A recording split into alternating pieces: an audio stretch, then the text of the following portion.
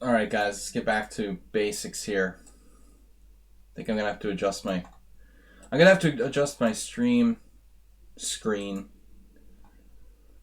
Let me get an analysis board up there, see if it's lined up right. Welcome everybody to our subscriber stream here. We're doing game analysis with subscribers on the stream. It doesn't look too bad. Just about fits. Okay, excellent. Excellent. Mr. Coffee, Asterbait, Spectacular Camel. Good to see you guys. Welcome to our subscriber stream. We take games from the subscribers and go over them in detail. Serious analysis here only. Except for, of course, Yabatis and Spectacular Camel and the Asterbait's games. No serious chess there. I've got submissions for today's stream from Warnaki, Yabatis, Uber Driver, Asterbait, Jim, Blobix, and WJ Loof. I feel like someone was left out of that list, so let me know, someone, who you are. Spectacular Camel, the last few games you submitted to the stream were less than serious, as we all know. But today's game is serious. As you may or may not know, one of my names on the former chess site was Mr. Serious. Sladgie, formerly known as Mr. Serious. Snake Oiler still calls me that. But it was always meant to be sarcastic, you know. The whole point of Mr. Serious wasn't to be serious. Everyone misunderstood it, you know. It was meant to be a joke. Like, people took internet chess too seriously. That was all the irony of it was the point. Anyway, all right. So we got the list ready to go.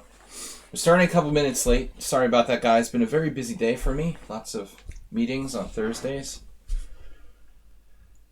Sitting down with a beer, we're going to do some serious chess analysis together with the Ponda and my friends here.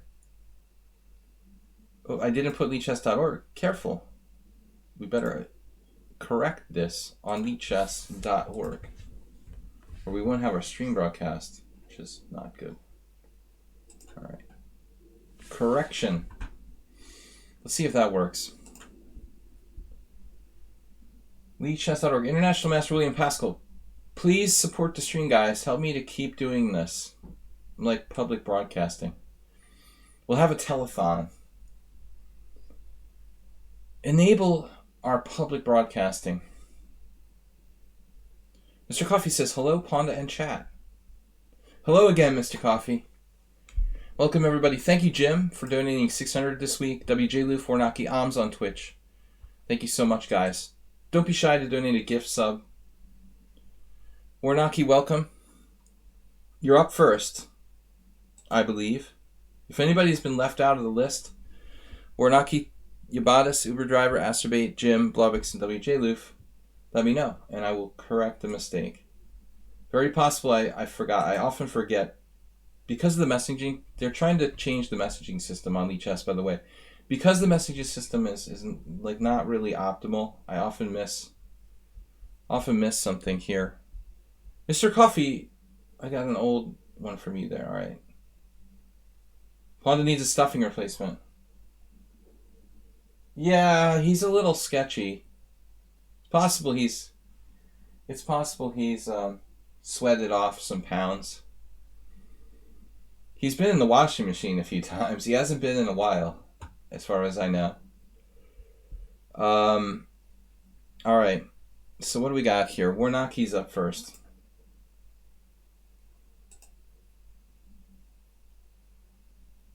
What is this hit notes from 3 weeks ago? I guess my messages are all messed up. With the new messaging system, it looks like the messages are messed up. Where's the Warnaki game? Saeed from 2 hours ago. I didn't even see that. Where did that come from?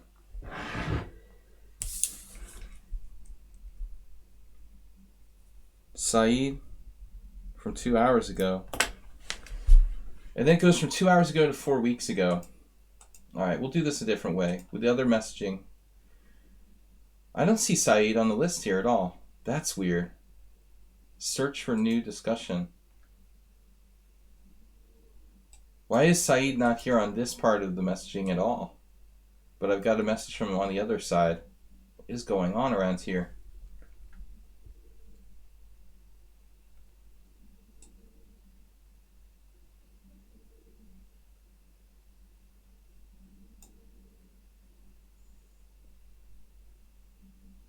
I think I forgot something. I have to write a note to myself. Note to self.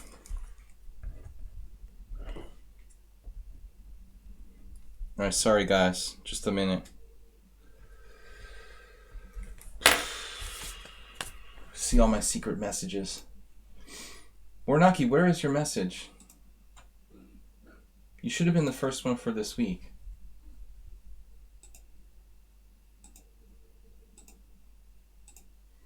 I guess I can search in my messages for Warnaki. That's weird.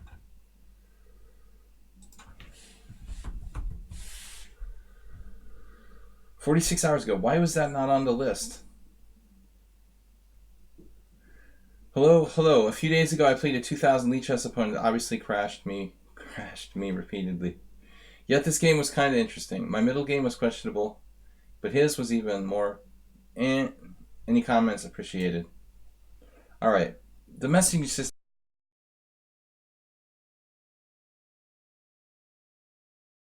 It also has to do with my browser, I think. So when I click on messages, I get this notification pop-ups disabled by browser setting. But should notification pop-ups really matter? Maybe it does. Strange. Maybe that has to do with it. The browser setting. And notification pop-ups being disabled. Alright, this is Warnaki. Playing white, our first game for today. Greetings, chess people. Martin Kessler. Yes, there is a place for one more game. Martin Kessler. 2, 3, 4, 5, 6, 7, 8. I think I forgot someone, but there's at least place for one more.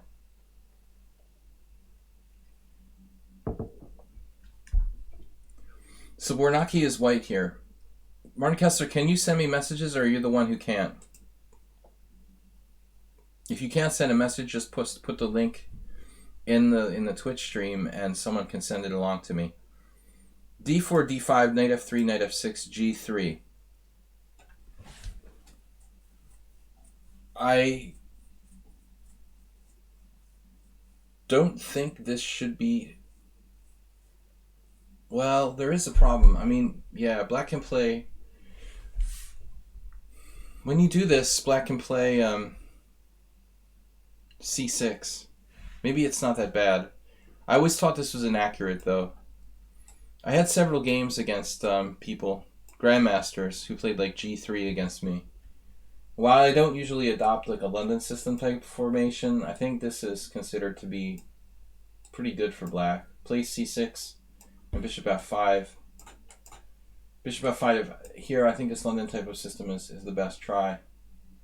I'm not sure where it stands theoretically. You know, if you try to play C4,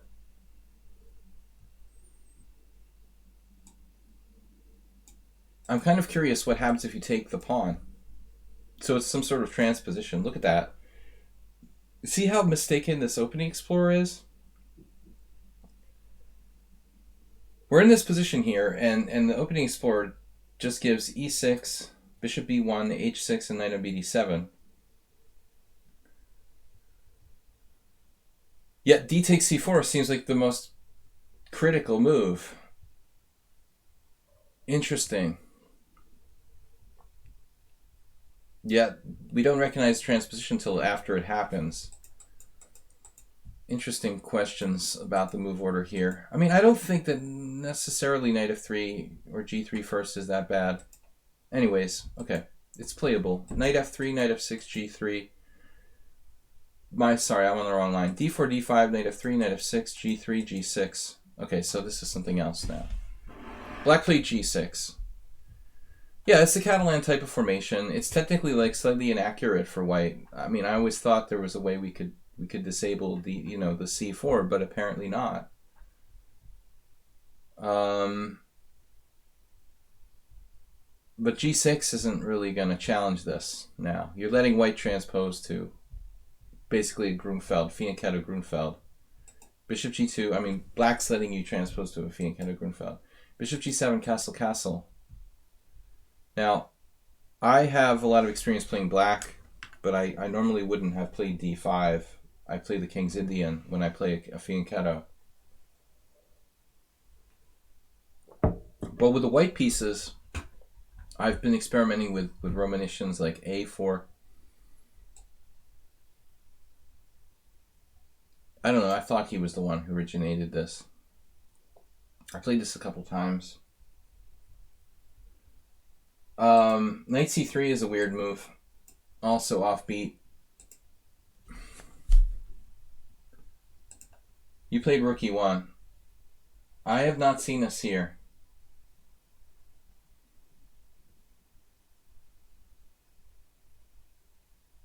Like, this would be normal if black had played d6. I'm actually thinking of that. I said I played a4 here. It's not true. I played this position with d6, a4. a4 is not really normal here. Not against d5. I'm sorry. So it's after d6. Same thing with rook e1. Rook e1 is an idea with d6, not with d5.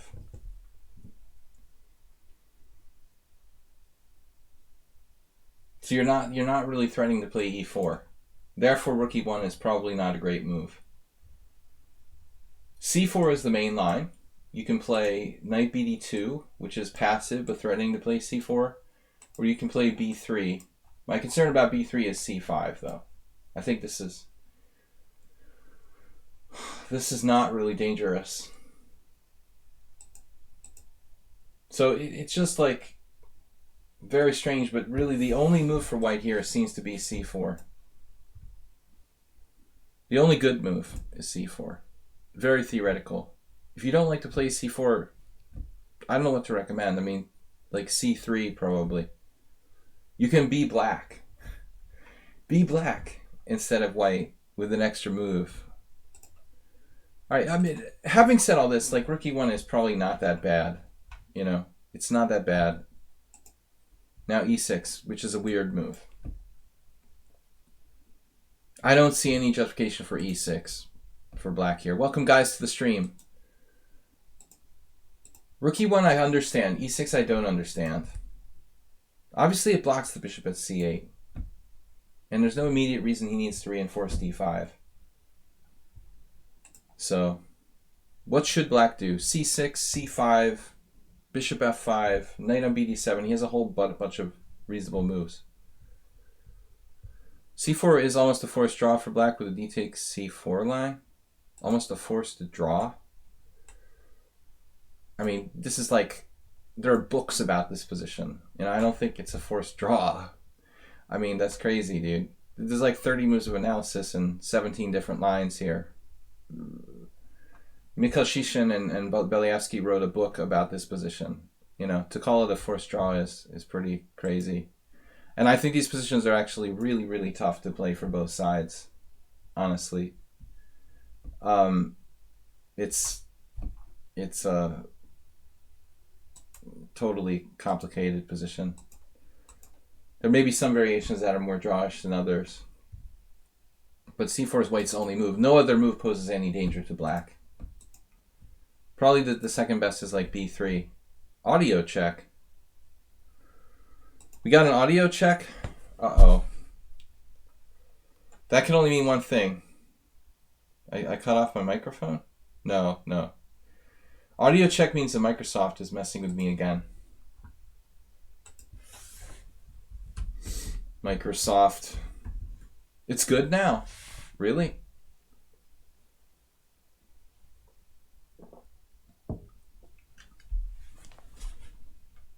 This is like the beginning of 30 moves of theory, man. I had a very interesting game in this line. It's very hard to play, I think, for both sides. Extremely complicated positionally. And just the beginning of... This is the beginning of theory. I mean, it's extremely complicated strategically. Very easily for either side to go wrong. It's like, I find it difficult to play from either side, honestly. Smyslov actually played... I I'm thinking of this, though. The c6 is the other move. This is the other variation. It's very complicated. When it's your turn, Martin Kessler, you'll be near the end. I mean, you're going to be like the last one if you hang out for the stream. If you don't want to stick around, just... Did I get the message? Arsenal fan. That's the Martin Kessler. Arsenal fan.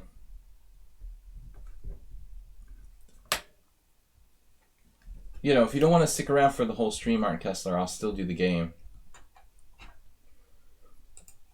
You can watch the replay. I do have all the replays on Twitch, and of course you can check them out on the YouTube channel, Video Chess Training. Anyway, so rook e1, whatever. This is not correct. Something about not playing with c4 appeals to you. Well, you got to have a break, you know. But e4, you've got to break with c4 or e4 at some point, especially if you're white and you want to get an advantage. But after e6, he may be helping you to achieve e4. I understand the principle behind bishop g5. You're playing for e4 here.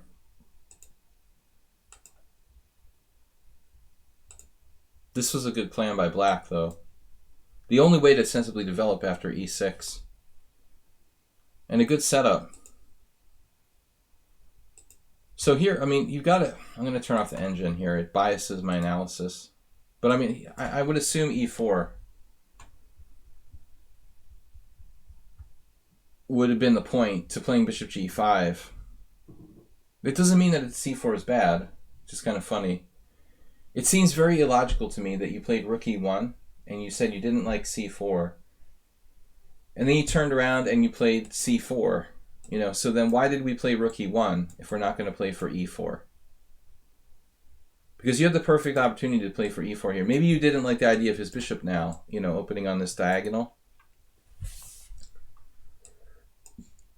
But this actually looks okay. It's defended tactically. You know, this is fine. I think the white still has some theoretical advantage here, probably. I mean, it's fine to do what you did, but I think the rook e1 move becomes redundant. And the second question is, you know, I don't really want to just give away our bishop for nothing. I don't really just want to trade a bishop for a knight for no reason at all. Although that is sometimes done in the Catalan. I think that it's probably favorable to black in general. You know, so it feels like we played inconsistently here. Yet your position is still okay. Knight on bd7, now e3. There's some computer analysis. Clearly you can still play e4. If you don't play e4, I guess something like rook c1. Or maybe you should just exchange on d5 at this point. If you don't like this bishop on the diagonal, the problem with this is once you exchange on d5, now you probably can't do this anymore. Or you shouldn't, because you're going to have an isolated pawn on d4. Which is not great. Not a great isolated pawn position, probably. So I wouldn't play rook e1 if the plan is to play c4. Now e3, and now c5. Black's played logically. And now you take. Now he probably has to take with the pawn, because if he takes with the piece, you have e4, e5. We have a kind of standard position. It is possible that you can play knight e5 and establish an outpost there. And if I'm black, I'm wondering, is it worth it to play like h6? Arsenal fans going to get nervous that our bishop will get trapped on f4. Now you played a really interesting move. Uber drivers here, welcome. Could have gone queen c1 and bishop h6. That's really weird. Tomorrow's Fast Friday, and I'm playing Blitz with you guys, with everybody, at 11 o'clock in the morning. Yes. Welcome to the stream, guys. This is kind of a known idea, this b4. in some hanging pawn situations. The idea of b4 is to like get black to take it and maybe use the d4 square for your pieces. But I mean, this particular case, this is a really extreme move. I mean, first of all, he could take it. I'm not sure we have enough compensation for it. Secondly, he could push and have what seems like a fairly dangerous protected passed pawn. So I'm very skeptical of this. Antonio Morales, welcome. So I had b4 is just wouldn't even dream of it. I mean, maybe this move, maybe like rook c1. I'm a little bit worried of c4 anyway. You know, and if he plays c4, Capablanca like to play with the queenside majority for black. Such structures. You know, he pushes c4 and that's the queenside majority. It's 3-on-2. Maybe, you know, there's even a case for like b3. There's a case to be made for playing simply b3 just to stop c4 or disable it. The nice thing about knight e5 is that it would open up your bishop. So that might be the best. That also stops c4. If knight takes c4. This seems best to me. You should definitely play knight e5. b4 is kind of crazy. So he takes it, and obviously he can protect it with a5.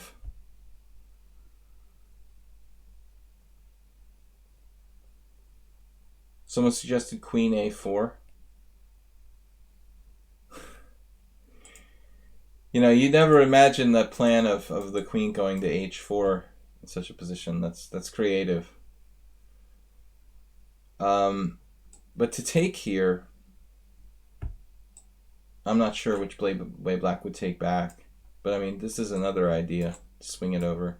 Black's just going to play h6 though. You know, I mean, we're going to have to either play bishop f4 or take. But even this may not be that bad. Alright, anyway guys, I'm not going to spend forever. b4 looks unsound to me. Here, queen a4 was expected. I would assume he would play a5 and keep his pawn. You know, if you play a3 or something, you've got to... Maybe you can play queen b3, try to play a3 once he plays a5. Have some sort of Benko style compensation, but it's just very dangerous. These pawns are probably winning for black. You know, the queenside pawns are probably winning. b4 seems random to me. So he takes then knight b3. This is obviously a bad plan. The knight has no future from here. Has nowhere to go. And it's even in the path of a5, a4. I don't think I would play rook c8. I mean, in fact, the rook might be well placed supporting the queenside pawns. Black should probably play something else. This is a little automatic. He's looking for the c file though. Maybe that's also not bad. Rook c1, queen e7, bishop h3. I like that plan. Stopping queen e6 and pinning him. This was an eventuality. Now bishop f4 is a natural try, but this is where Arsenal fan gets nervous. It loses a piece to g5, g4. That's a distinct possibility. I mean, this is a really bad square for the knight, obviously. Oh, someone mentioned knight c1, knight d3. Yeah, good plan. So if g5, I mean, black doesn't necessarily win a piece because you could play bishop takes d7, but we don't. We're not looking too good here, so yeah, I don't really know. This is lost. g5 is just winning position for black. You have to take. It's your bad bishop anyway. Probably not that bad. Although you're down a pawn for nothing. It wasn't a good position. So bishop f4, you get lucky he doesn't play g5, but he's starting that outpost, which is really strong. Knight on the 6th, basically winning, according to Tartakover. And now knight fd2. Your bishop is still on a very, very dangerous square. And then knight c3, queen g4. It's a one-move threat. I mean, obviously black could play knight f6 here. That's the game. Queen f3 and then g5, which doesn't make a lot of sense. That exchange is hanging, so now black's going to be the one making a sacrifice of the exchange. I thought he was going to try to play bishop c8, and try to trap your queen with bishop g4, but it's not trapped. Yeah. So his position is so good he can lose the exchange, and he's still okay. Or even winning. Bishop e5. So the engine gives him +2. He's down the exchange for a pawn, and it's like +2 for black here. But the biggest problem is g4 is a threat, because if g4 is a threat, our queen will get smushed back here to g2 out of position. And I'm very concerned about a5, a4. Between g4, queen g2, and a5, a4, knight I don't know where. Plus a2's hanging. There are tactics with knight e2 check. Bishop a6, last opportunity. Well, he has no opportunity yet. There's really no time. This is under attack here. So you mean like now, but I mean g5's. Yeah, this is probably a good move too. Now you're threatening nothing but g5 again. No, I mean, you can't hang the exchange with bishop a6. He should just move his rook, probably. Just move the rook. I mean, there's no reason black has to like give this up. But anyway, it was fancy. Bishop c8, rook c8. I was even thinking of bishop c8. Bishop e5, rook e8. That's a strange move. He wanted to unpin himself or something. Maybe now bishop a6. Honestly, I thought, okay, now he has queen f4, queen f5 squares. That's a problem. I thought a5 maybe. What about a5?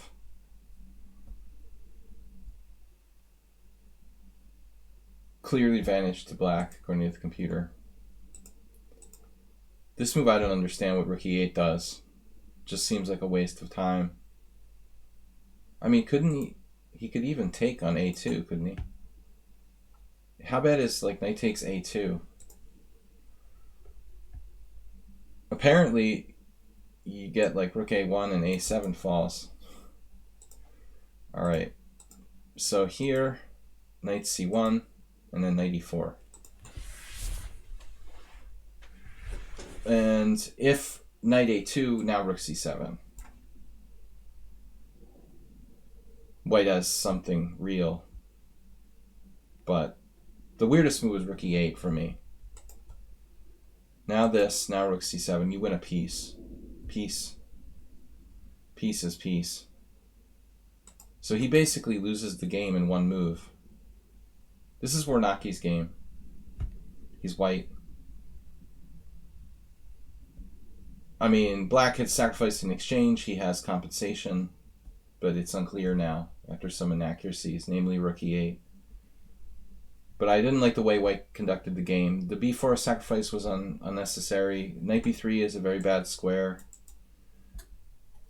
There are a lot of things that you can improve in this game. You're pretty fortunate here. I mean, probably you're just lost in this position. Maybe rook c6. Just because there's multiple threats. a2, g5, bishop a6, as Arsenal pointed out, a5, a4. It's a disaster. All right, but that was lucky. I mean, he's totally lost after this. Knight b1 was a good move, and then this just wins a piece. Timed out. But you made only 6 inaccuracies and 1 mistake, no blunders. He made 3 inaccuracies, 1 mistake, 2 blunders. So the bigger mistakes. It's like one of Asturbate's games. If you basically don't make, large blunders, you're going to beat these people. What was his rating? 2093. Wow, thinker teacher. So that's a serious upset. This was a fast time control, 5+5. Rapid, technically. That's like the fastest rapid time control. All right. Lot to learn about that game, though. Technically, the engine thinks you were better, interestingly, until E3. I don't think E3 is that bad. This is unnecessary. And I'm certainly not sacrificing a pawn against a higher rated opponent in a way like this. Just some sort of normal move here. 95. What's wrong with 95?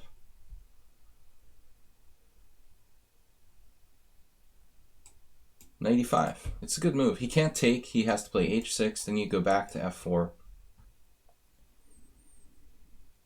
And he can't trap your bishop. G5, 97, 97. Bishop D6.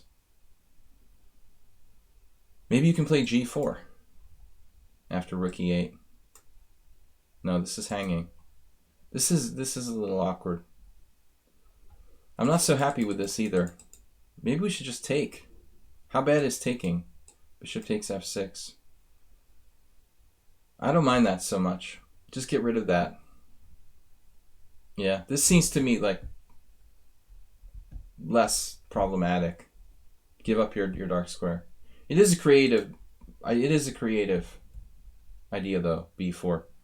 Okay, you bought us with a serious game, he said.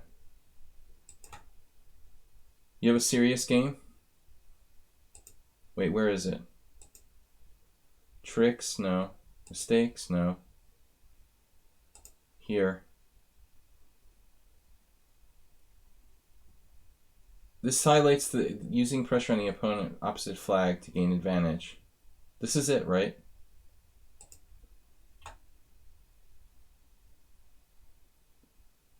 Is this the game you bought us? I think it is.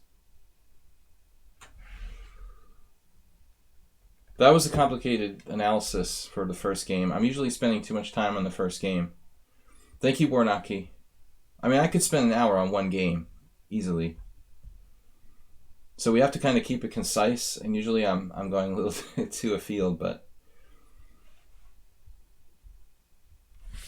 Mykonos, so the so-called Mykonos defense, I call it the Mexican defense. D4 knight C6. You can use F10. It's like chess base. D4 knight C6. It was a funny story on CNN today. Part of the Mexican wall, Trump's Mexican wall in Mexicali, like blew over in the Baja part of Mexico. Part of the Mexican wall blew over due to high winds. I just thought it was kind of ironic. We had a Mexican wall game in this opening. It was something like D5, knight E5, F4, knight G6, because it's the Mexican defense. I think it's named after Carlos Torre. We had a game with something like C4 that we were analyzing here on the stream, and we called this the Mexican wall. I think part of the wall blew over today. You got arrested trying to escape to Mexico over the Rio Grande. But D4 knight C6, I don't think Curto played knight C6, Uber driver. Maybe he did. I never saw him play that. I mean, John definitely would play D4, D5, and did play the Chigorin against me. But he played like the proper Chigorin with D4, D5, C4, knight C6. But that's a totally, like, classical opening. If my memory serves me correctly, the reason why people refer to this as the Mexican defense has nothing to do with Walls and Donald Trump. But I believe the Mexican Grandmaster or Mexican Master, I don't know if he was a GM, Carlos Torre, must have played this. The only explanation for it being named the Mexican defense. But anyway, here it's called the Mykonos defense. So d4, knight c6, knight f3. They're favoring Lithuania over Mexico for some reason. I think they're racists. That name the openings, but we don't know for sure. It's pure speculation. d4, knight c6, knight f3, d6.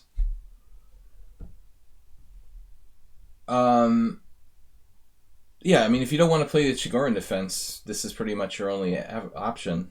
I've been playing this. Don't do anything stupid like f5 or something. I've been playing this myself.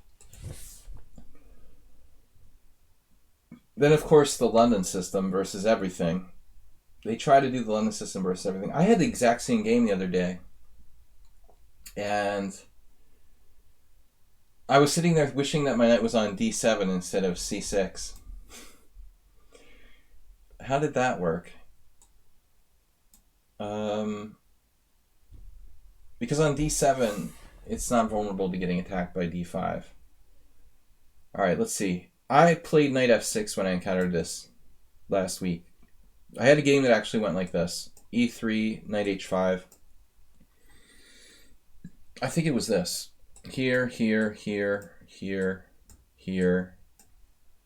And then I played bishop g7.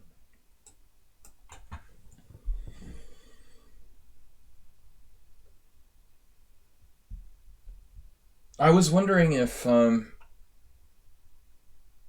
am I thinking here? I was wondering if it was possible for white to play something like knight d2. That doesn't make a lot of sense.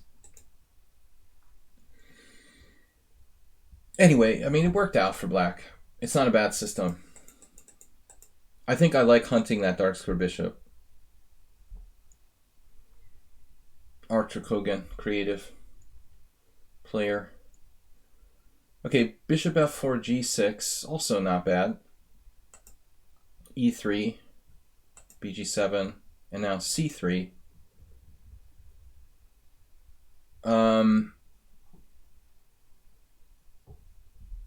What do we do? I would just play knight f6 here. I don't want to give up my white square bishop with something like bishop g4. Doesn't make sense with a fianchetto. Yabatas played a strange move. The other possibility is e5, which is probably not bad. I guess that's reasonable. So either knight f6 or e5. But you played e6, which is just rope-a-dope. A rope-a-dope. It's a rope-a-dope semi-hippo. You could turn it into a Dutch Yabatas with f5. There is a possibility that we can go Dutch. Split the price.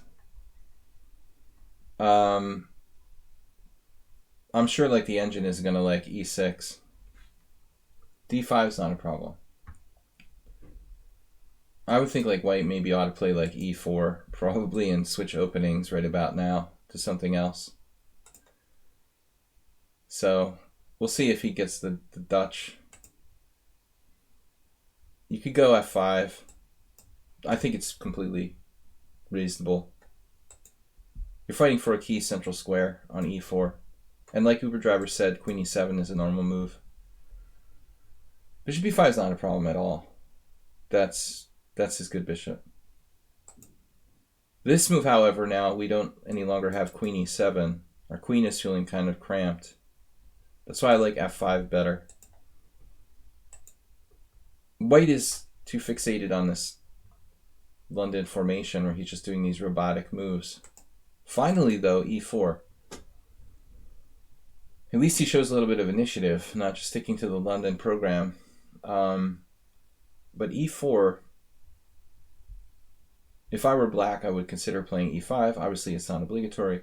You could play hippo with h6, castles into it. I mean, obviously, white doesn't have an attack here. He could try to attack you, though, with h4, a5. h4, h5. I think a lot of aggressive players would go for that. So, I mean, to me, it seems a tiny bit risky to commit to castling when you don't know where he's going to castle or if he's going to castle. The engine likes castling. It thinks that white is better by 0.7. I kind of like this h6 move. More like a hippo. I think also e5 is playable.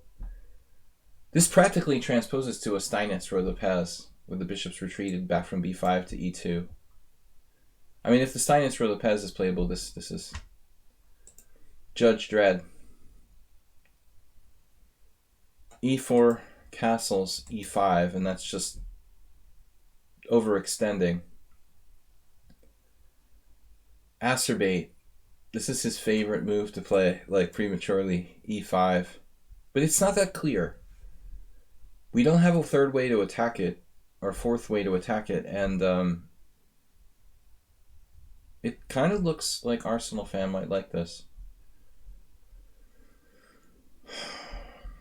I don't think e5 is the best move, but it may not be that bad. He's able to maintain that.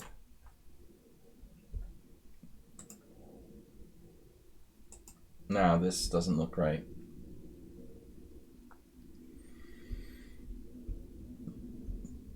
Queen b8.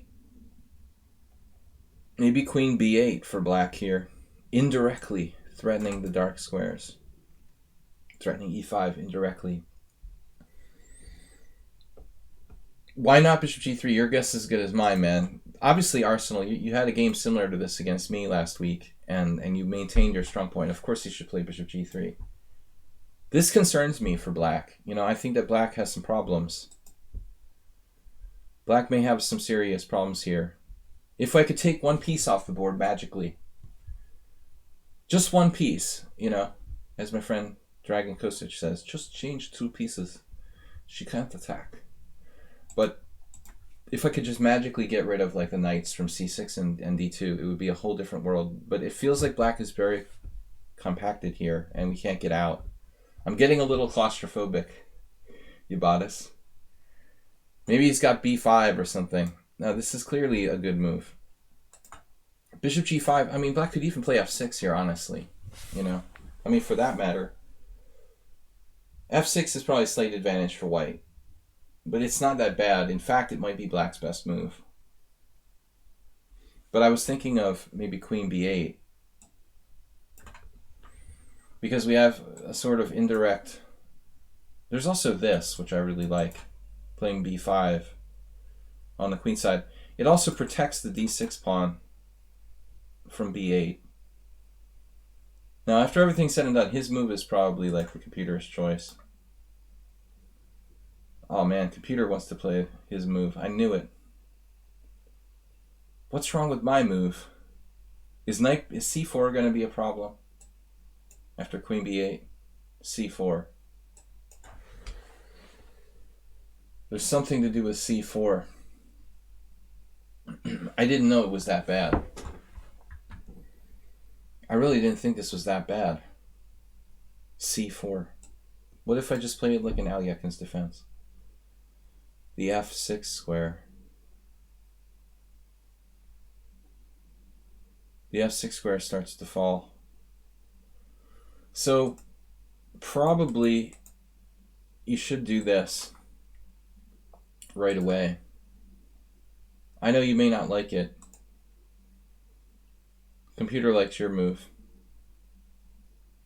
Why is c4 not good against your move? This is ugly to do this. I don't really like that. Alright, queen e8 now. Alright, so the key question is c4 anyway.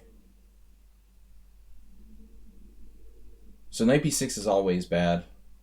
You have to go here, and white is better. f6 is not that bad. It's slightly better for white. I wouldn't want to play Walter Brown. Walter Brown would play h4. Like, definitely. We had this happen in a King's Indian. Yeah, that's nasty. If bishop takes h4, so probably you should take with a knight, just suck it up, and have a backward pawn on the e-file. This may be your best defense. Alright, so here, here, here. He's going to regret giving up that strong point on e5. And now queen b8. It's all a matter of All a matter of style. Damn, apparently you had h6 solving all your problems in one go. That's nice. Then if knight d6, then queen b8. Very nice little subtlety there. Because your move order, which I might have done as well, allows c4 with complications. But he missed it. Another interesting move here is b5. I guess you're fried, though. You get fried by bishop g3. Never mind. There's no time. No time for that. So f5. That is slightly awkward, you know.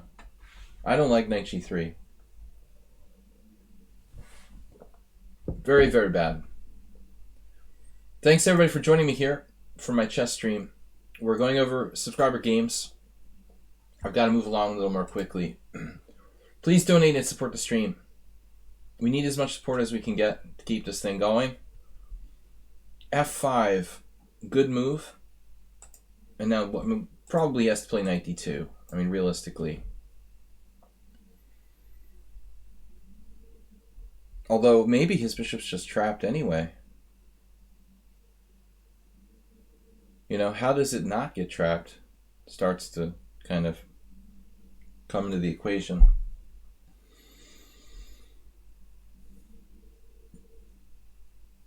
It's kind of hard to see how it's not getting trapped, isn't it? By f4, h6, and g5 is more or less like unpreventable. So the problem is not an easy one to solve.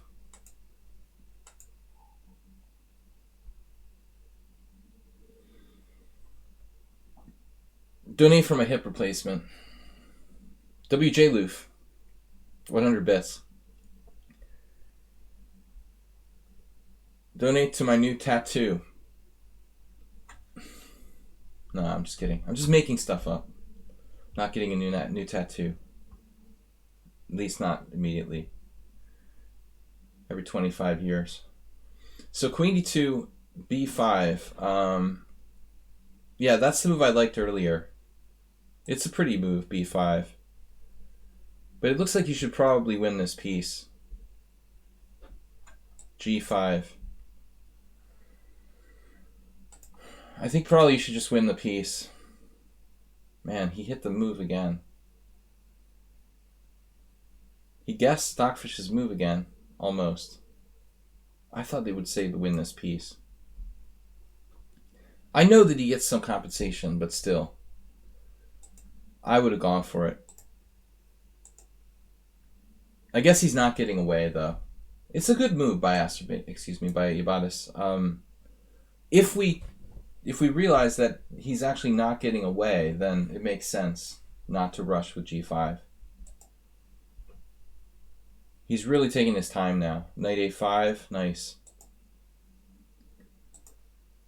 Now it looks like he's not interested in winning the piece at all. He's just pursuing other ideas.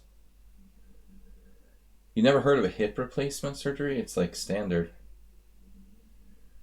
All right. I'm not really getting a hip replacement yet. I hope. Queen c2. Well, I still want to win that piece over there. Are you ever going to try to win the piece?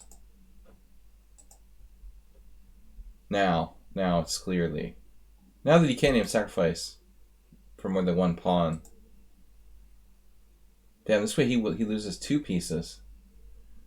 Now he loses a knight and a bishop.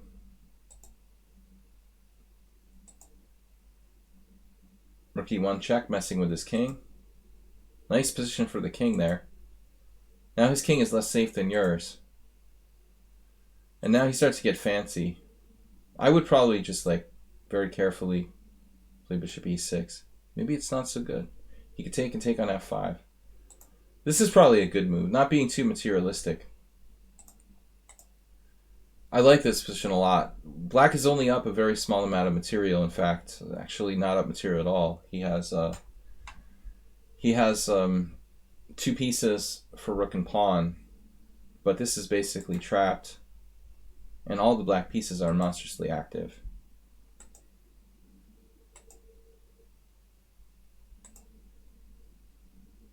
He didn't actually net that bishop because white has bishop takes d6 here.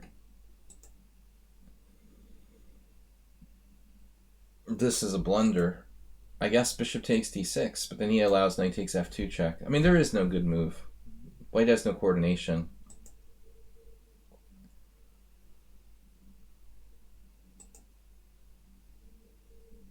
Chinese restaurant and you feel good. MSG is not bad for you. He's decoying the knight here. And then finally that's trapped. Yabatis is not a materialist. But that bishop was getting in the way. Let's see the end. White lost everything. He didn't want the queen. I'm not sure he realized. That's a decoy. Oh.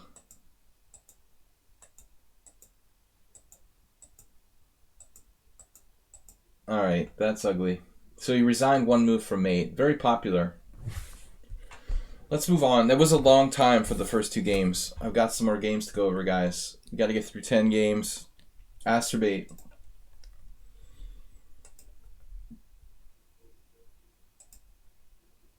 Asterbate here. Thanks for the input. Alright, so here is thought I was being tricky and took my sleeping pill early so I'd wake up at 1 a.m. Whatever that is. So, this is Asterbate playing white. This is not the 8-move win, right? No. Alright. He submitted 2 games. One of them was an 8-move win, he said. I don't want to see the 8-move win. Let's go with something a little bit longer. Blobix, thanks for joining us. I hope things are calming down in France with the strike situation. As I mentioned many times earlier, there's very little news for the rest of the world. e4, g6, knight f3, bishop g7. Here's Asterbate's favorite move. Jude Acers against Kaka Geldiev from 2013. Jude Acers is like a blitz hustler from New Orleans. Senior citizen blitz hustler from New Orleans. Plays chess at the Gazebo restaurant. This guy probably was playing some kind of senior championship. He played in the World Senior, I think. I mean, he's a coffee house player and plays all kinds of weird openings and stuff. I'll never forget the name, though, because he had taken out an ad in Chess Life magazine for like 20 years.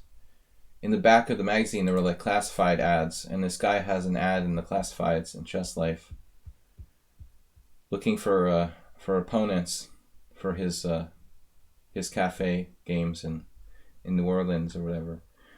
So e5, this move goes against every kind of fundamental principle. You're just like pushing your own pawn up to be traded off. If you could maintain that control of that square, maybe e5 would be a good move. It's like anti-hypermodernism. Self-destruction of center. Right? I mean, I'll show you another example of this. A friend of mine had a game against international master. Can't remember his name now. A friend of mine had a game with black after b4, e5, bishop b2, e4. You know, it's very much the same thing. I think this game, Lapshin versus Pop Gellert. But in this case, I feel like this move is a little bit justified somehow because, you know, you're inhibiting white's development. Like he can't bring his knight out to f3. And in the meantime, I mean, white has made this like absurd move b4, which is hanging, by the way. I mean, this pawn is maybe not hanging right away. Okay, white will have bishop takes g7, but it will be...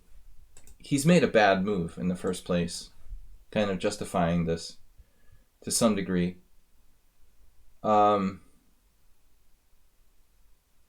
Notice that a bunch of people have played it subsequently. Agrest, Sokolin, 2009 copied Pop Gellert's move. So e4 is not so stupid. But in this case, we go to our game here, like bishop g7, e5. Okay, Astrobate says I'm stopping knight f6. Somehow I don't like it as much here. Like, the game Acers Kakagelsiev, d6, of course. And what does white do? d6, you have to trade it off. So what is...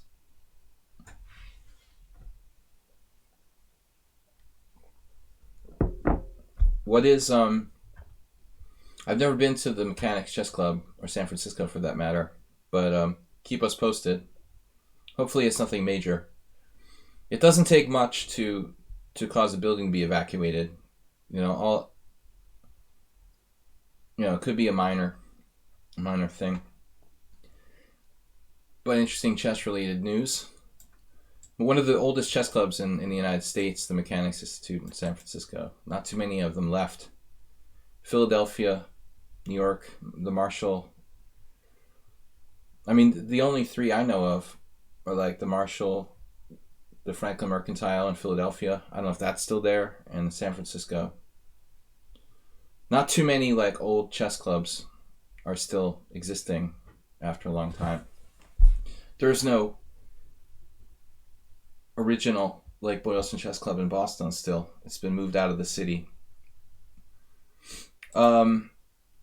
Rents in cities in the United States are too expensive for chess clubs to maintain unless, one of their members has sponsored by buying the building, or like the Marshall owns its building in Greenwich Village. Probably the Mechanics Institute might be owned by the chess club. I don't know. You think the Franklin Mercantile closed? Well, that would be sad. I used to skip classes in summer classes at Rutgers Camden to go to the Franklin Mercantile to just hang out and skip my classes. But d6 looks like a good move. So your opponent played what here?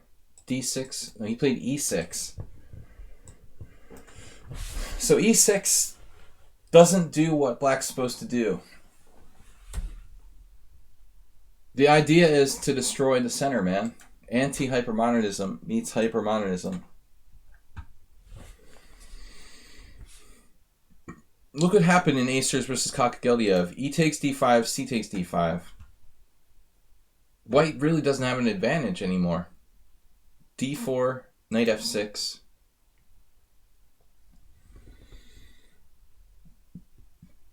White doesn't really have a superiority in the center.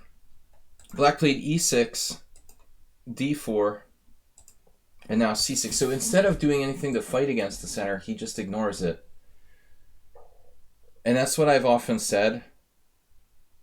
This is my little catchphrase for you guys for today, but bad moves become good moves if unpunished. And that's what happened here with Astrobate's move.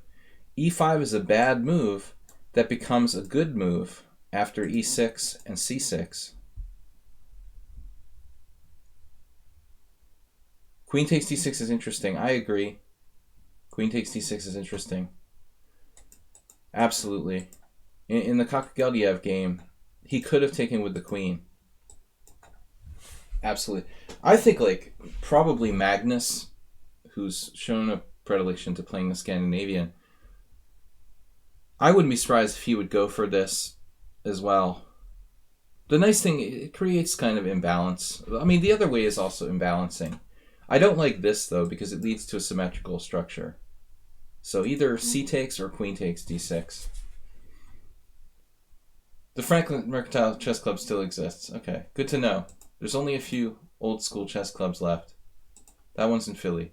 e6, d4, c6, and now bishop c4.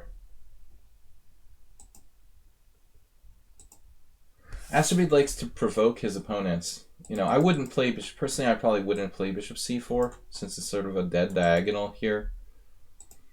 I think I would lean toward bishop d3, and either way, I mean, it is hard for this bishop to get really active. But he likes to provoke the opponent. b5 now.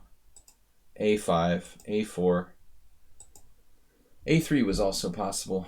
Probably black should play b4, I assume.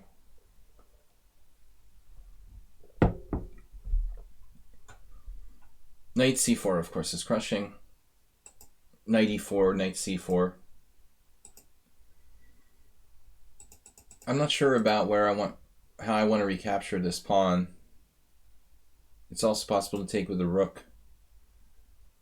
But right now, my main concern, Asterbate, is that bishop a6 will cut off our castling rights.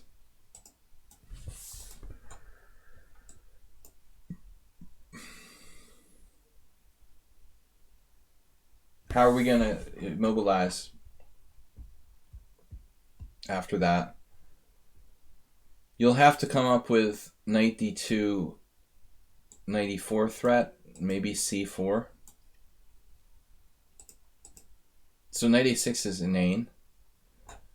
He wants to do the Konstantin Chernyshov knight a6 queen's Indian idea.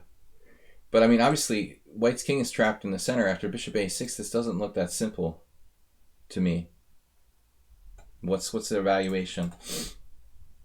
Still clear advantage to white, but it's a little tricky after that. We don't need no stinking castling. So knight a6, weird move, c3. And then bishop e7, dreaming of a long diagonal. But man, that's setting up for knight d2, knight c4, knight d6. Go to the back and write, I'm not going to put my bishop on e3 anymore. I'm not going to put my bishop on e3 anymore. I'm not going to put my bishop on e3 anymore. Go to the back of the room. We don't have a lot of time here. I mean, you've got to get your knight in there quickly. Knight d2 or knight a3 and knight c4 into d6. You're playing too mechanically, Asterbate. Go to the back of the classroom. Write it 100 times. I'm not going to play bishop e3 if I don't need to. Your bishop is developed from its original square. It doesn't need to move. But I think the priority here is that he's threatening like c5. He's threatening to open up the diagonal. You have two good moves. You could castle, but I prefer this with the threat of this, and how is he going to defend against that? And that's going to hit his bishop, by the way. When you come in here and you come into d6. So if he tries c5, you've got knight c4, and now he's got a big problem with coming into d6. Take care, Arsenal. Have a good game. How is one going to defend against that threat? This looks really brutal. So this is a waste of time. c4 is actually not that bad. I'm shaking my head, but this move is not so bad. He's also probably taken away his c5, so that's not a problem. I wonder if he could play it anyway. The idea would be pretty risky, but this, and then trying to pick off the pawn on e5 before it's too late. Because he's going to get stuffed here. But you're too slow. All right. I guess you should take en passant. But you missed your window of opportunity. Actually, if you play the move I suggested with knight a3 and black tried to do what he did in the game, let's say, and you take en passant, he takes with the queen, and you've got knight c4. Maybe something like queen d5. Black's barely hanging on.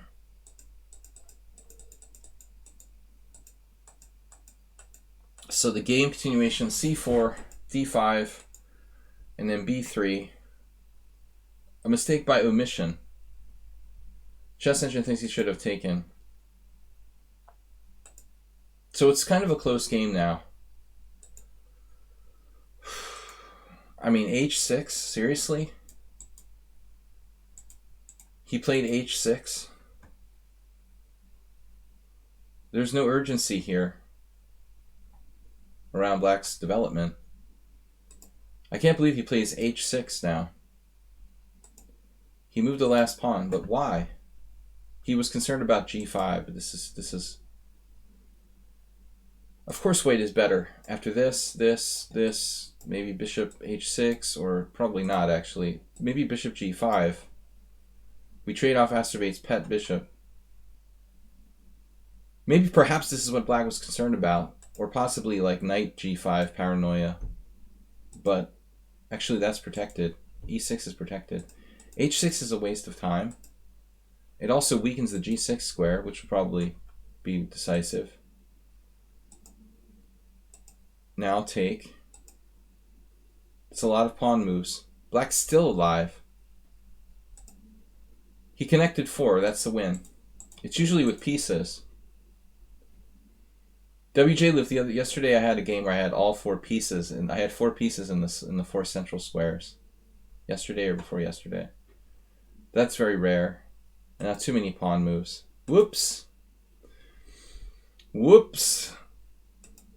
And No. Alright, no, that was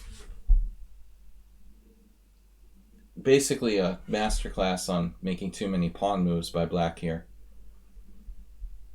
But Asterbate, there's a lot to be happy about. But I think what I'm concerned about is that you're robotically following like patterns. It's like a security blanket, this bishop e3 that you do all the time. Find the weakness in the opponent's position and attack it. I mean, here, envision your knight going to d2, going to c4, going to e4. The only way he could stop you would be d5, and then you would take, and then he would take, and then this is the position we were looking at. This looks excellent for white. Better structure, better development, safer king. I mean, maybe queen e2. Black's in a very bad way here. Probably there's even stronger moves that I'm not seeing, but this looks horrible for black. Just a matter of time till it just falls apart. Like bishop f4, followed by knight d6 check. Perhaps black could survive here with knight f6 to spite me. If he gets out of the center, he might be okay. I mean, even there you could do like this. Play bishop h6. Keep him trapped temporarily. This is just hypothetical. White still has a clear advantage. As long as he can't get out of the center. And he has a worse structure. It's terrible. Okay, on to the next game. So, Uber Driver, thank you for joining us. Uber Driver is always like the voice of reason. Also chess historian. Hey, maybe Uber Driver, you can shed some light on the earlier question of why the Mexican defense is called the Mexican defense. Is Carlos Torre, the Mexican master, the one who played d4 knight c6?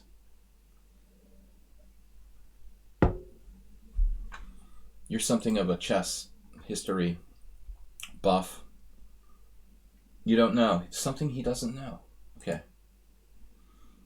I think I saw that in Inside Chess, an article years ago about Carlos Torre. Alright guys, we're on to Uber Driver's game. It's funny.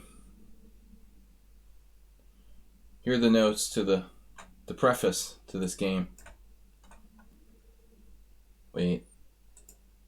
Hi, I was amused the other day to see Aldisto try the fishing pole, the black side of Sicilian with knight g4, queen c7, h5. It brought to mind numerous losses against Legbreaker. It's funny because Legbreaker was definitely in the top 10 suspects for who you could be. You know, so Blubix played it against Samish in 1925 in Baden-Baden. So he's trying to kind of drop this hint that he's not Legbreaker, make it look like impossible that he can't. He's like the Stephen King's outsider. Can't be in two places at the same time. You can't be Uber Driver and Legbreaker. Leg breaker and Uber driver are different people. Where he beat me unmercifully with things like this. You were playing with yourself. Thought I'd try this attack myself. It's possible that white doesn't need to lose the game of 15 moves. So you might find it a teachable moment to show how white avoids losing. Have a good day. Alright, can I get the game? Where's the game? I'll have to copy and paste it. There's no link. I'll just have to copy and paste the moves. That's annoying. It's a quick one. Uber driver's black here.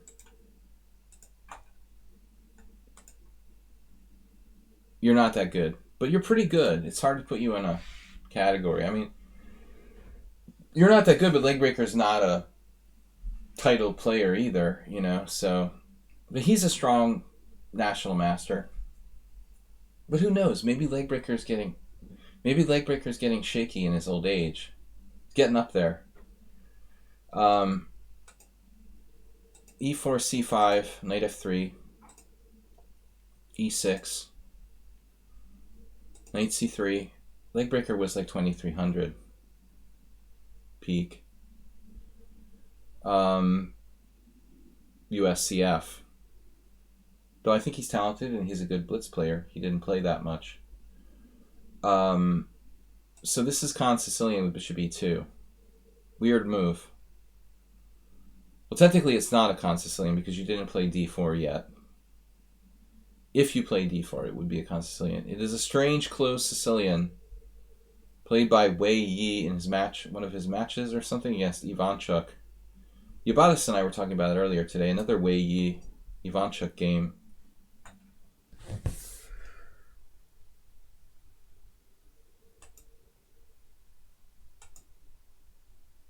Al Yekin also played bishop E2 with like E4, C5, knight F3, knight C6, bishop E2, I think. I mean, clearly it seems correct to play D4. And then we would get to mainline Sicilian. Maybe not a great variation for white, though. That's the question. So this is a new move. I think it's just a passive closed Sicilian for white. It's maybe not that bad. You're basically being black.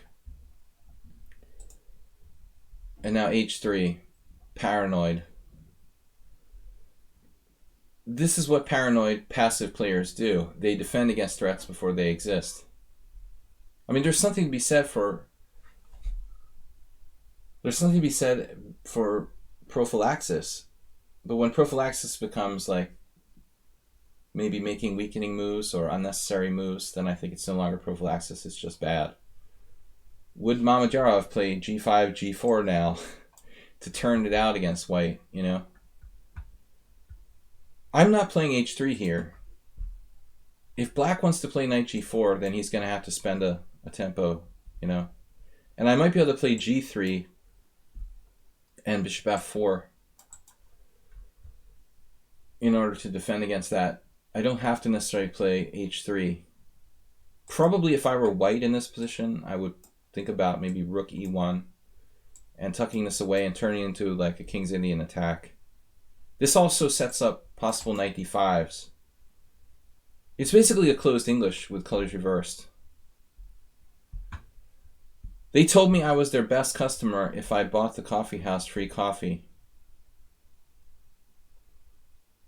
You're looking at buying a coffee house and dance hall. Wait, let me get this straight. So if you buy the coffee house, you get free coffee? I'm in, man. That makes sense to me. I think your accountant is going to have some problems with that. Knight F6, H3. Unnecessary. H5. Now this move. Yeah.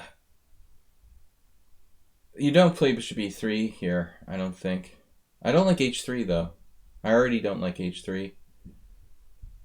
And I'll probably still play rook E1, trying to play like bishop F1 and try to strong point my e5. It's too late, though.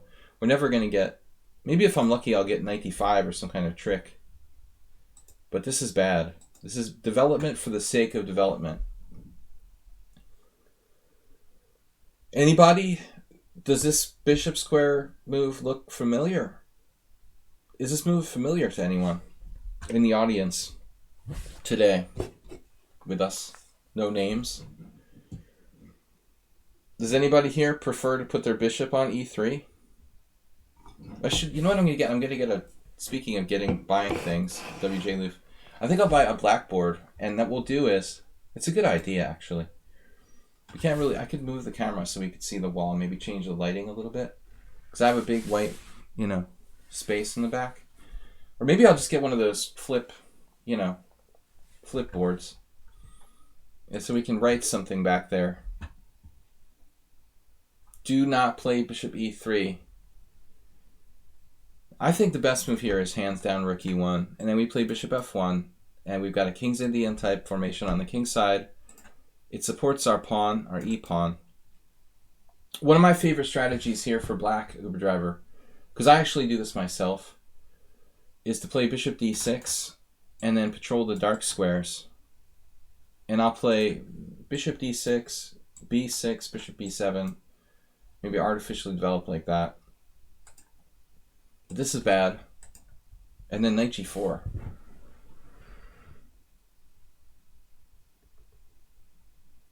And he moved his bishop to g5. It's like the Mora Gambit trick.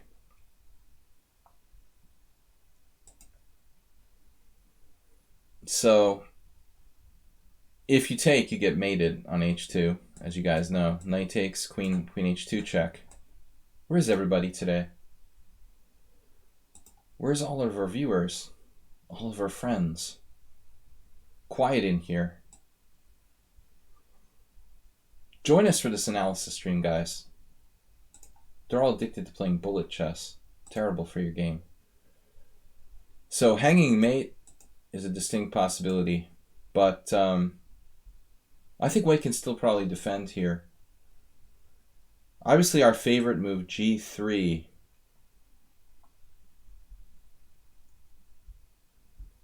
Will put up some resistance. How bad is this after g3? Guys. White is better. Shame on you, Uber Driver, for this cheap trick, knight to d4. White is still better after g3. Yes to 3-0. 3-0 isn't too bad, but I wouldn't overdose on it as well. Maybe knight d4 is a cheapo. Maybe you should play like bishop d6.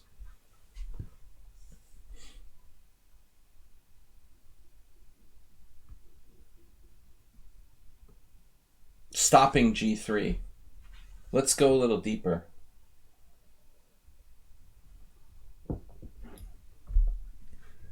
Are we going to have problems with knight h4?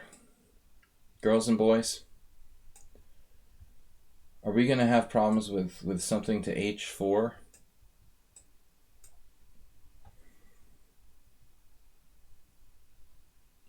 I mean, this is so interesting, right?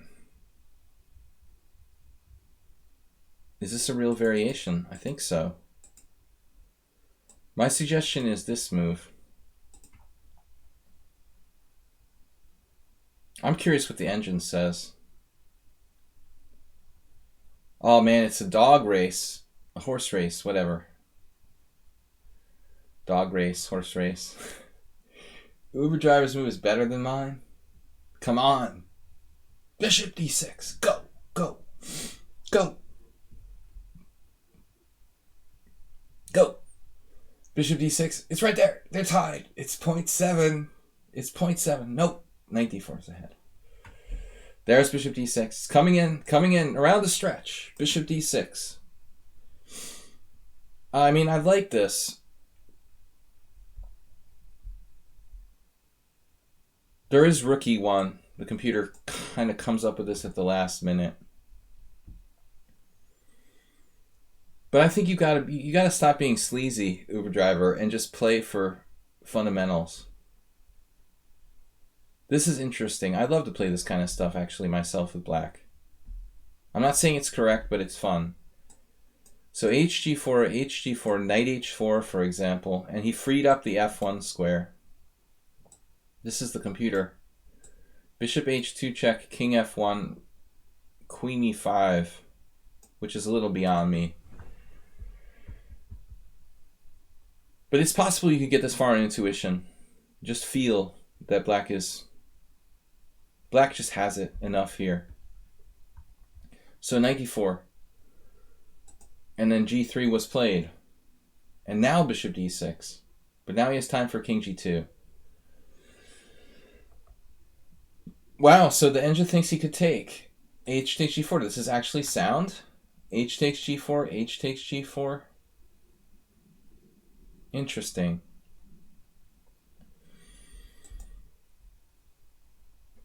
So knight h4 is a mistake. An inaccuracy. Damn.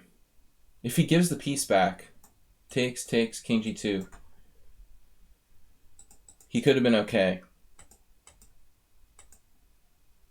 This is...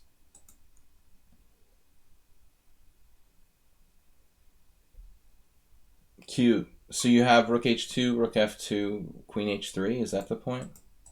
Nice. But that's cute. There are even knight f3 checks in some lines. It's a nice game, man. Nice game. Very interesting. Okay, classic stuff. White obviously wasn't the best defender in the world. Okay, Asterbait. We did already. Jim is up next. Is Jim still here? Did he leave us? Where is everyone? Come back. There he is. Jim, game for Thursday.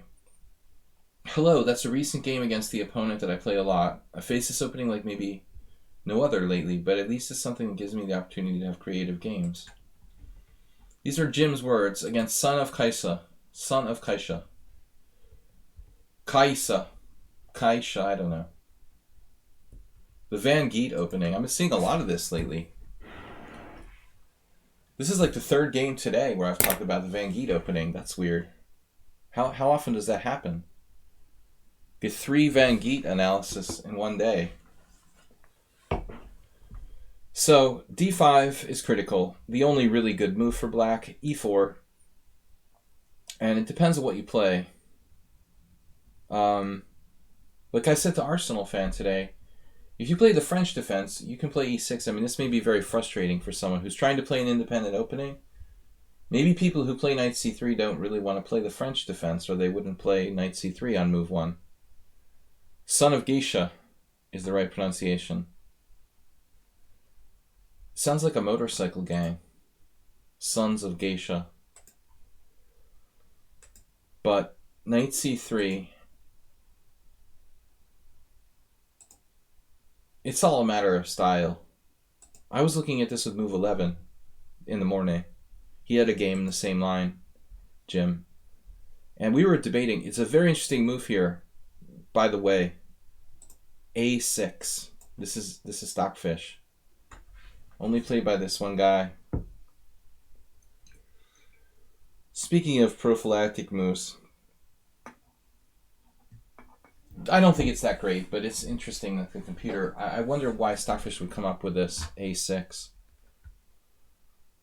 I mean, I understand it, especially in the lines where you're playing like C5. It's basically a Queen's Indian Petrosian system type of idea. Taking away bishop B5.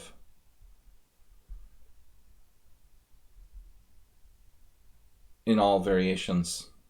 But it's sort of shocking that Stockfish goes for A6 above all. A6, F4, as Ubatis was saying. A6, F4, and C5. Oh, this is an Eduardo Peralta game. No, who's Eduardo Peralta? I'm thinking of the other Peralta, Fernando. Anyway, maybe a relative of the Argentine turned Spanish grandmaster. But anyways, knight e2, e5. This is the book move. Your opponent played knight g3, and move 11 had the same game in a tournament game like 2 weeks ago. Same line, bishop e6. I've told Yabadas like a million times, this is a really interesting pawn sacrifice. You should try it.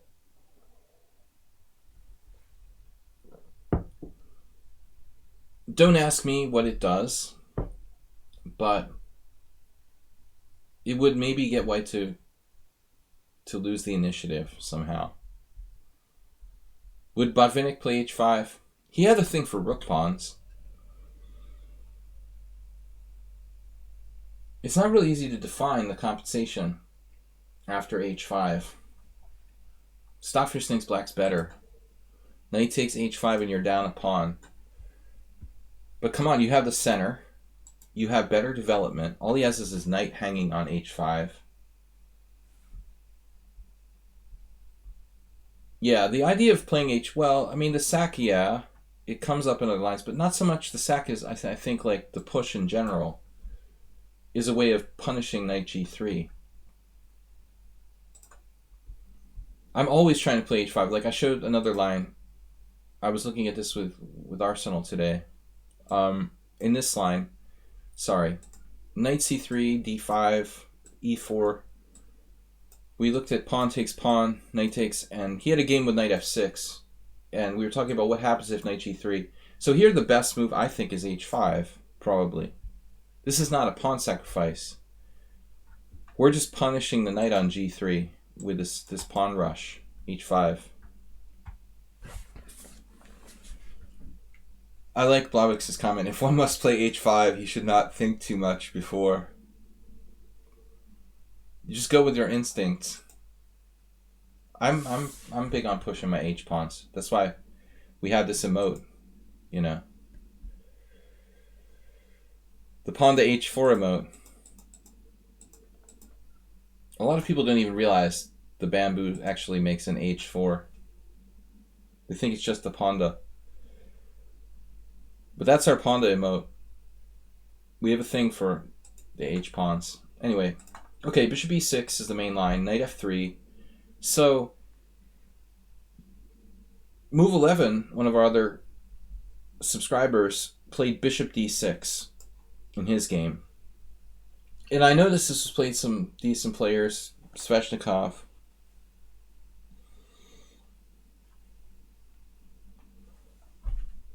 But the other move which I voted for was knight d7. Joel Benjamin managed to lose to Jay Bonin here. It's not that clear, though. So this seems like a pretty decent position for white. It's not that bad. f6 is the main line. And now what happened? a3.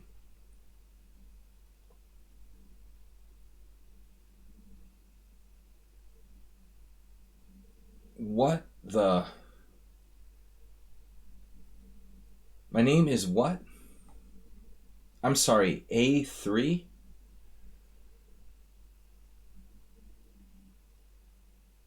What is a3 about? I'm like, okay, maybe a4.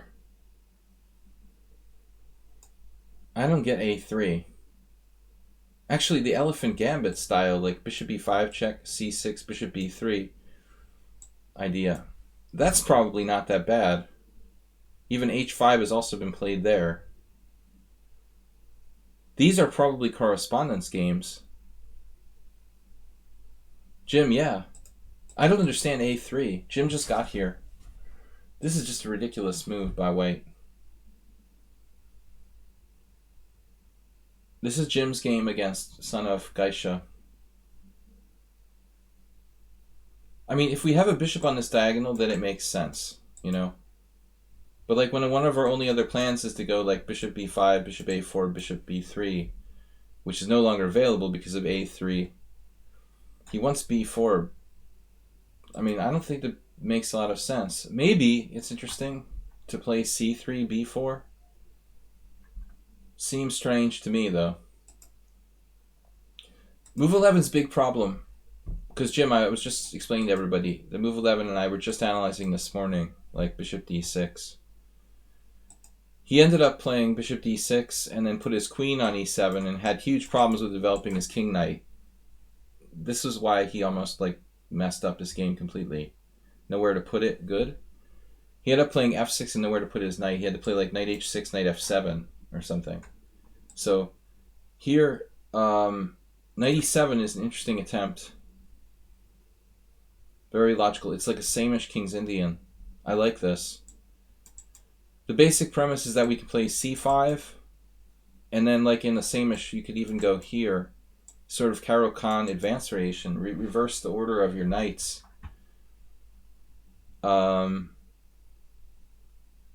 Reverse the order of your knights to put the e knight on c6 and the b knight on d7. But his a3 move, could that have some relevance here? Now, I mean, basically I was concerned about this. In this kind of world where he could play like b4, maybe I could understand a3. If that doesn't work, then his whole position, a3, is a bad and unnecessary move, I think. Like the engine here is claiming, I should turn off the engine, it's too much engine, but this is apparently good for you.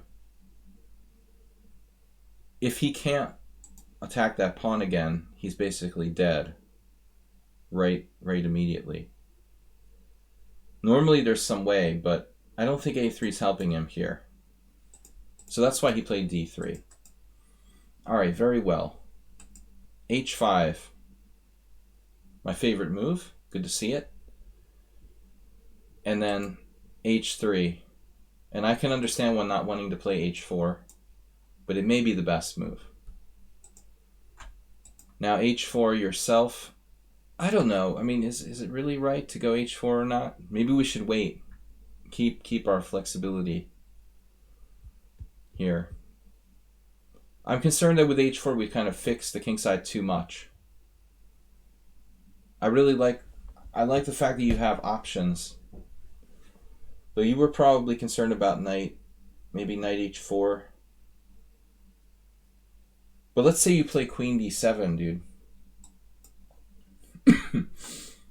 Can he go here and sack a pawn, like Larson style? Actually, there he would even have knight h5. I guess queen d7 isn't so good. You know the line by heart. Wow. This is a line? I don't think this is a line. I mean, a3 is not a line I would repeat with white. But it is a line for you now. You played h4, knight e2. Yeah, this guy's playing like Frank Ferenc, an older FM here in Hungary, who does stuff like this. I mean, it's just not correct for white. This is a weird move. Not bad, but you know, let me turn off the engine again. But again, like, I really want to be fundamental here. It's basically a same-ish King's Indian where you have a massive space advantage. The plan would be knight c6, knight d7, b5, c4. You know, space invaders.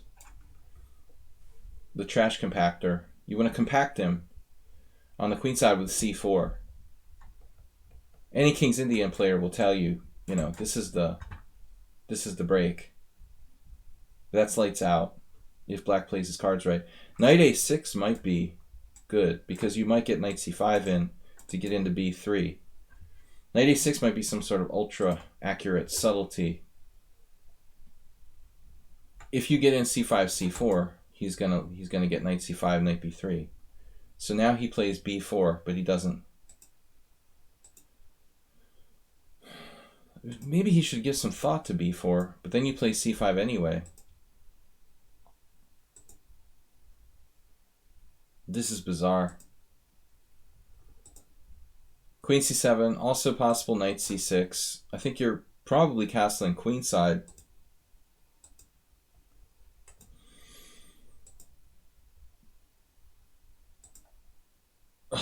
This is turning into a nightmare.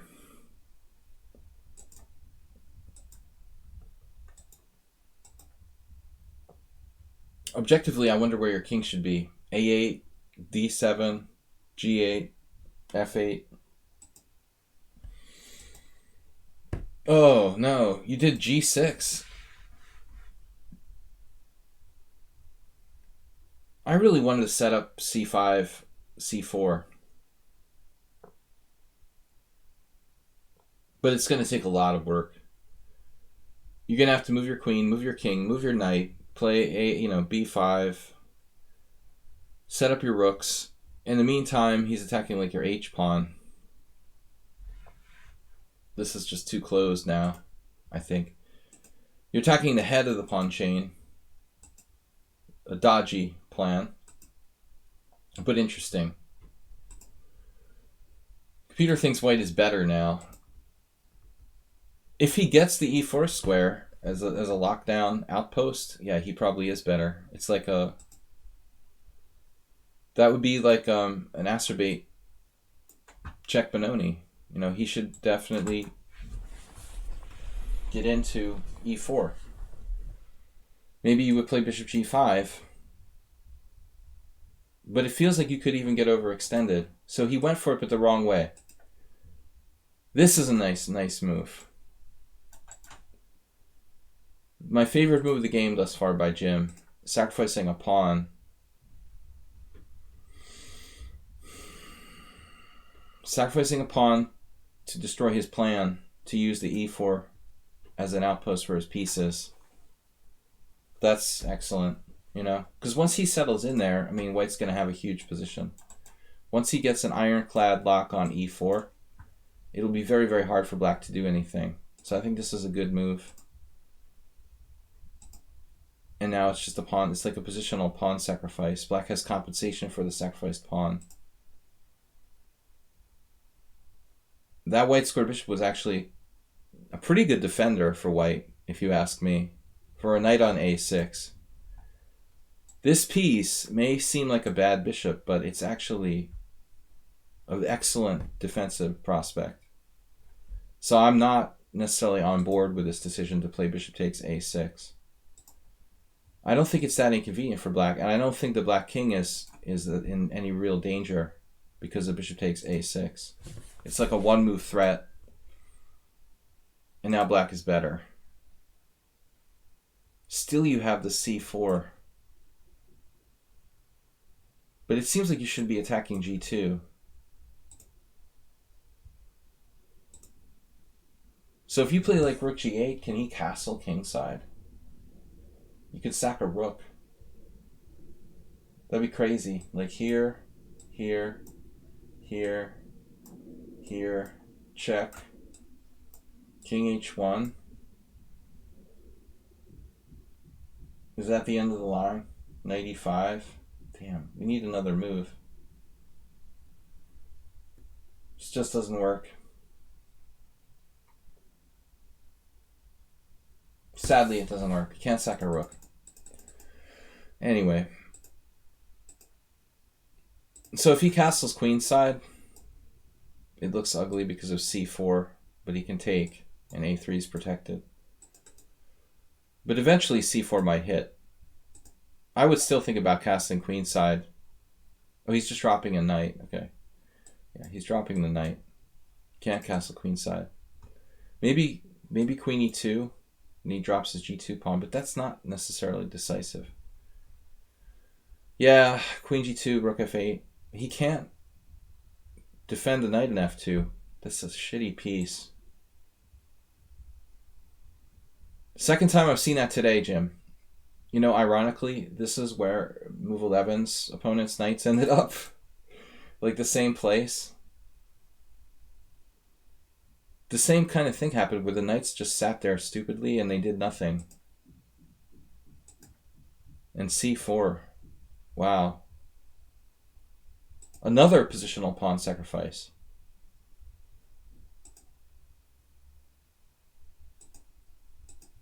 Beautiful. I like these bishops. Long range. Oh, you're threatening knight E5 now. Winning the game. He might have missed it.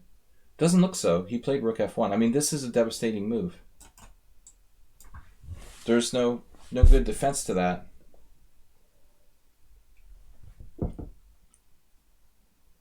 So again, it comes down to like defending his knight on f2, queen e2. And then you're going to sack another pawn with d3. Get out of here. You wouldn't dare do that, right? Queen e2. You wouldn't do this, would you? You would never do a thing like that. Curious what the best move is. Oh man, it's up there. d3. I bet Jim would have played d3. Another pawn sacrifice. It's thematic. It's still not 100% clear though. But he didn't do that. He did king e2. And that actually... You could have played knight e5, couldn't you? Oh, he has a mate threat. Maybe that's not a big deal. Here. You'd have rook b8. So if knight e5, he has to play knight h1, according to the engine. This is a winning move. He was planning knight h1 all along. Knight e5, you played it. It gets a question mark, but why? It's not really a double question mark. It's the most logical move. It's Stover. Jim was too much for him. Yeah, okay. Inspiring game. That was good. I like it. You know, not perfect, but a lot of creativity there. Guys, we have like an hour left in the stream. A little under an hour left in the stream, and I've still got to get through a bunch of games. So, Blobby's up. I asked Blobbix to submit a game. His last submission, the game against... the game... Thanks, Jim, for the interesting game, though. It's cool to have, like, a thematic topic. Today was the Dunst opening. Guys, this is my subscriber stream, so I'm giving back to subscribers. Don't forget to support the stream and subscribe. Also appreciate any donations you can make. Thank you from those of you who have supported the stream. I had a donation from Thomas for $10 on PayPal the other day. Much appreciated. So we've got Blobix up here. This is an older game. Okay, this is from 2015. French teams. B3 Sicilian against an FM. Spent 20 minutes on rook g7 on move 18. These masters are so tricky. Strike situation is improving in Paris. That's good to hear. So correspondence. Blobix is white in this game. B3. Blobix just donated 1,000 bits. I think you're in good shape this week. Your only threat is Jim. Jim is close to 600, but he doesn't like to take risks. Blobix donating 1,000 bits. Thank you, man. Instantly in first place. If only chess worked like that. You made me smile. Blobix, gentlemen, thank you. Making the stream possible. So e4, c5, knight f3, d6. And now b3.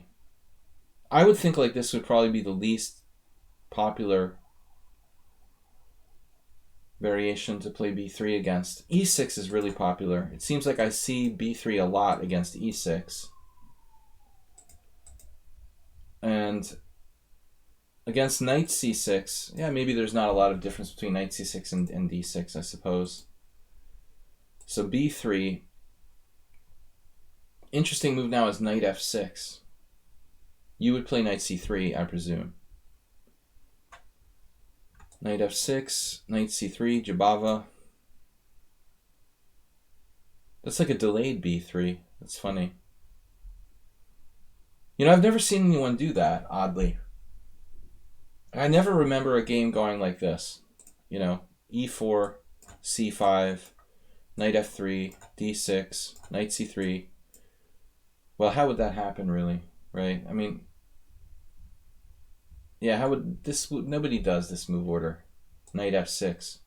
Actually, they probably do. I mean, if you're a Najdorf player, you'd have to. You could do a6. But I've never seen anyone play b3 here. This would transpose. b3, knight f6, and now e5. So, Morales, are you still with us? Speaking of ways to play the Budapest Gambit in reverse. See, the problem is, on another topic, you can't really play the Budapest Gambit in reverse like b3, c5, e4. Because after pawn takes pawn, you have problems. Maybe. Carlsen actually did this. Maybe that is a reasonable move. This is also possible. I mean, even here you can't play queen d4 because of bishop e5 check. I bet the queen gets trapped on a1. Blavix probably knows all about that kind of thing. Jim, too. Jim probably knows all about that kind of stuff. And VL went for queen d4 against me in blitz. In that position. A different one. Here. He played knight d4 here, queen d4 here. Oh, it's a line. Interesting. You're trying to get your queen trapped on a1. I know. He thought you're a fish. You just hung a piece or something. Can we trap the queen somehow with knight c4? Queen a1, knight c3? Is this not something? No. It's not sound, apparently. You have to do bishop b5 check in this line. So what's the theory here? I could have sworn there were some variations where that queen could get trapped on a1, but I guess it's a different position. Bishop e5, knight d7, and now bishop b2. Oh shit. So that's how it gets trapped. Bishop b2, and if queen b2, knight c3, and it gets digested. It gets digested by too much beer. All right. Anyway, there's a lot of traps. So obviously MVL didn't get his queen trapped, probably, against Bobix. Black played e6 here. That's not very exciting. Yeah, I wouldn't play this, but I would be tempted to play knight f3, d5, b3. And after c5, we play e4. Pawn takes e4, knight e5. But this isn't as good. This is a clearly worse variation. Bizgeyer beat Irina Krush in 1998. Okay, she was just a little girl. 1998, that was a long time ago. Come to think of it, I played her in 99. She wasn't that little. She must have gained a lot of rating points between 1998 and 1999. 100 and some. So this is just a worse version, if you think about it. d6, b3 here, e5 takes. Knight takes e5, e6, bishop b2. So Vachier played this with white, notice. 2014. Learning from Blavix. He doesn't want to give away any information in the Najdorf. So whenever he finds someone who's an opponent who might play the Najdorf, he plays something random.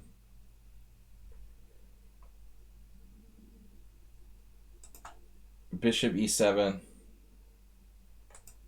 Bishop e5 check. Gawain Jones. This is like setting up for Lasker Bauer. That looks like the way to go. Why don't you play this? Hoping for Castle's kingside. There's got to be at least one double bishop sacrifice that's gone down in this. Man, this actually looks kind of nasty.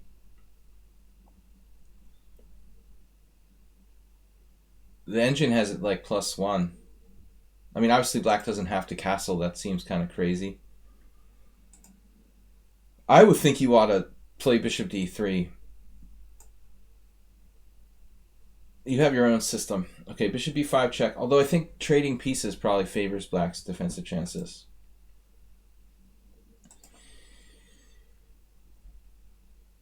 One piece will get exchanged at least.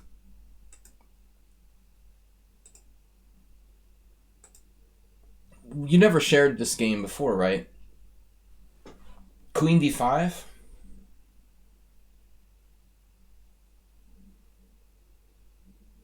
Is queen d5 anything? Or it just puts the queen on an exposed square where it's going to get attacked soon? Not clear.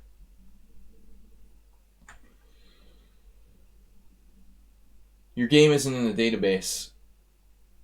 Not surprising. Now that's definitely not a good square for the queen.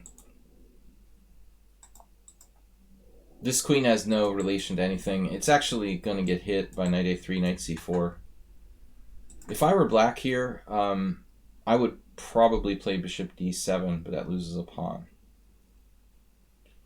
Bishop d6. Anything to trade pieces, basically, if I'm black here. Bishop d6. Shabanov played knight d5.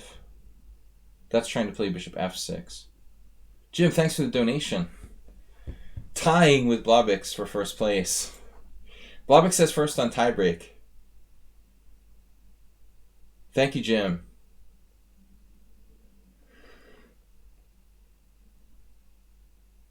First on tiebreak. I don't know if it's by rating or by order. First come. I don't like queen b6, but I don't know what I would play. I want to play queen d5. The engine says queen g3, but then you have knight h5. What's happening here? Maybe we should look at this further. Maybe this is really a good move.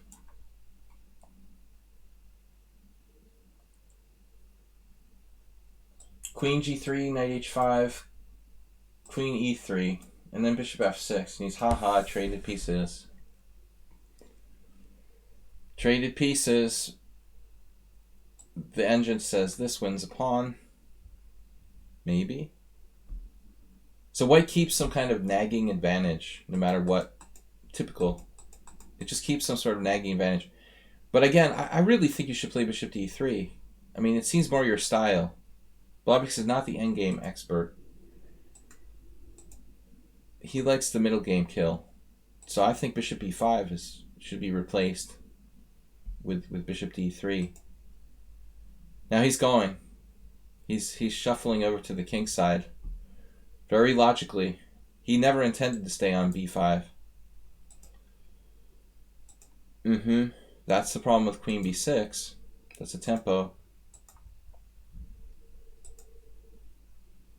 Black very sad now. Yeah, h6 is not a happy move. Like, the engine is suggesting knight e4, but that's obviously dangerous looking. Most people wouldn't consider that. And now all the pieces are in the zone. Larry Christensen calls it the student body attack.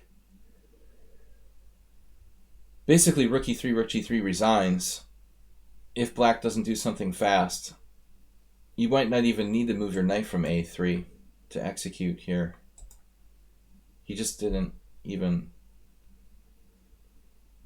Chess. Man. Knight odds. Blobix is playing knight odds now. I mean, I also think knight c4 is okay, but it didn't have a clear follow-up if he plays knight c4. But this is much more direct. The knight a3 is just a trick to get into play for some sort of c4. See, he's all distracted thinking he's going to win a piece with b5, c4.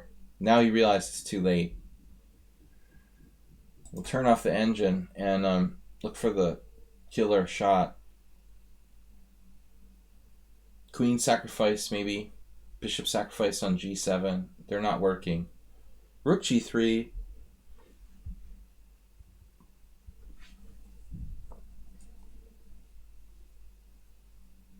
The problem is f6.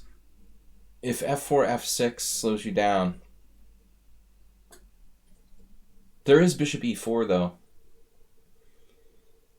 It might be useful to throw bishop e4 in and to drive his queen back to a bad square. But it also puts the bishop on an exposed position. Knight g5 might be possible.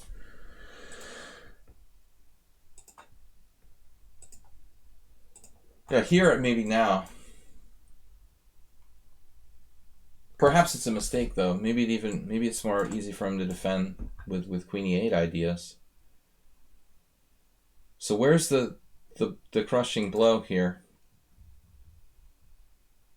Oof. Okay. It's still not over though. What if he takes?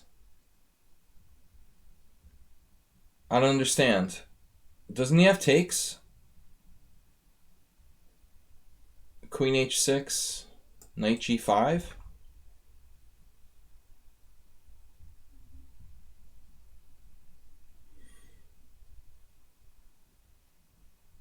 Oh, you have rook g5.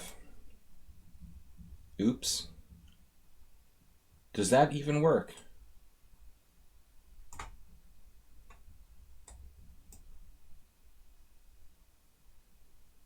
I'm not convinced, but you may have it. Queen h7 check, then capture,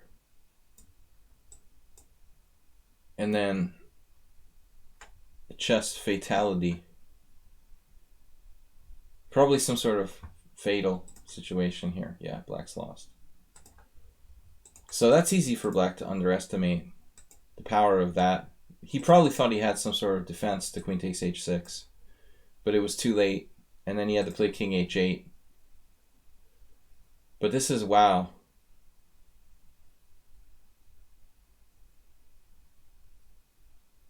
This is insane. The computer says what? No, okay. Queen g4. Rook g8. Turn off computer. He's threatening knight f8 now.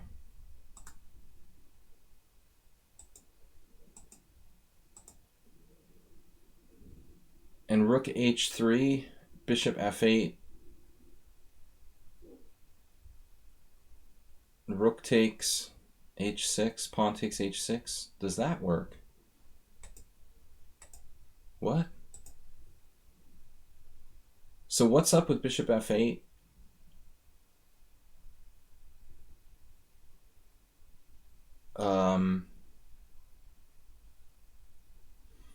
So after king h8, this is where you spend the 20 minutes. Understandable.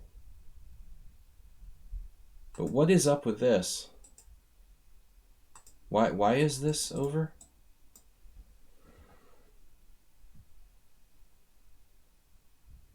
The problem is, oh, you have bishop f6. Yeah. So that's the point. And right. So he played rook f8, and this is the problem. You need more than a perpetual now. So you need the extra force. You should take the knight off the board and pretend you played knight odds. You tell everybody that you played knight odds. Just pretend that's not there. Make up some other move. 18, rook takes g7.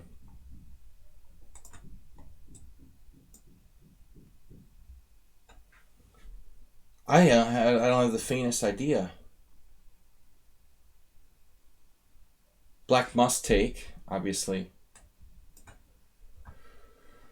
Then some sort of queen g3, queen g4. What do you want to do?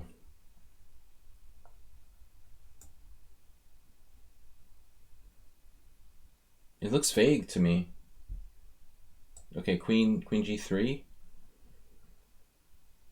Obviously queen g3, if he doesn't interpose on g5, it looks fatal. Like here, here. He has to play knight g5, right? You prefer g4? Not sure if it makes a difference. Knight g5, and then you have nothing better than taking.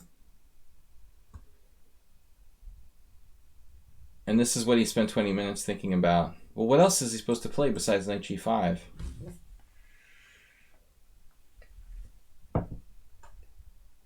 Does this look better? I don't see the defense. Queen g6. He has a queen sack or something? Wasera, welcome.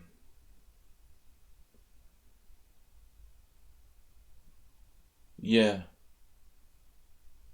I just thought about that, but I didn't believe it was possible. Queen takes g2 check. Yeah, the only move.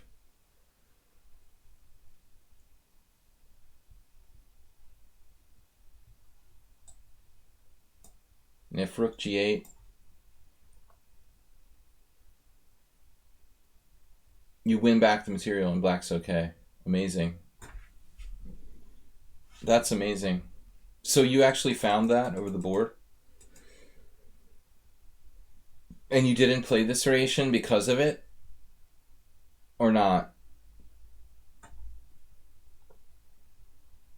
Probably 99% of even grandmasters would have just played like knight g5 and given up hope, you know? Wasera, welcome. This is winning. The attack's strong because you got two. He can't keep it closed. Takes. He's getting mated. That's amazing. So in the game, you ended up with this. And now this is the decisive move. It's like, reminds us of Lasker Bauer again.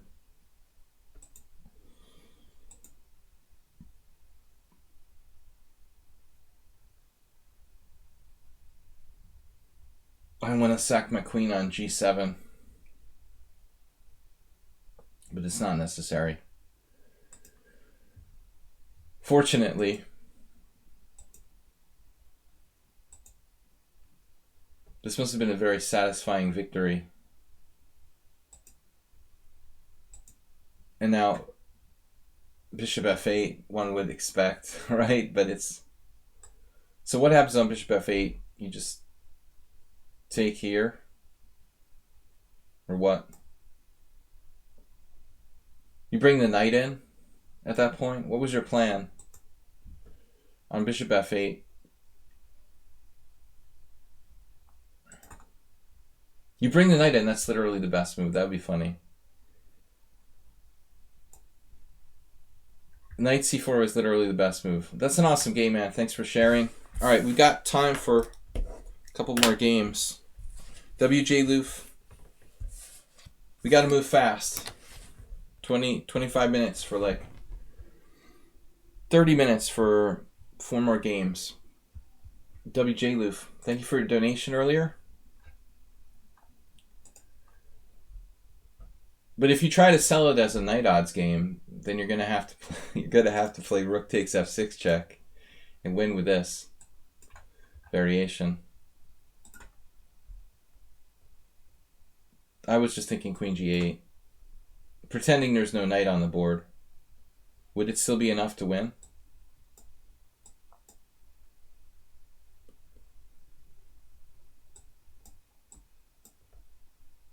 He's probably losing in exchange. You would just win by technique now. The famous Blobix technique. Alright, WJ Loof.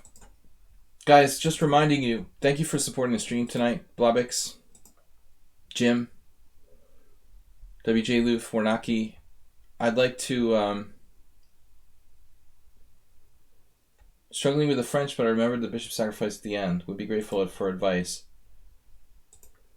I'd like to remind you guys that Friday I have a Blitz stream, as Martin Kessler asked. 11 a.m. fast Blitz. For me, fast for the stream, 5+3. 11 a.m. CET. CET phone home. E4, E6, D4, D5. WJ Loof is white with the advanced French.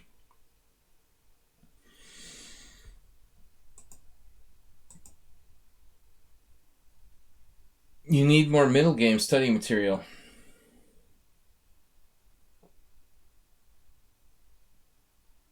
What's this? Go to the back of the classroom. And what? All right. Thank you for the donation, Warnaki. 50 bits is going to the Blackboard Fund.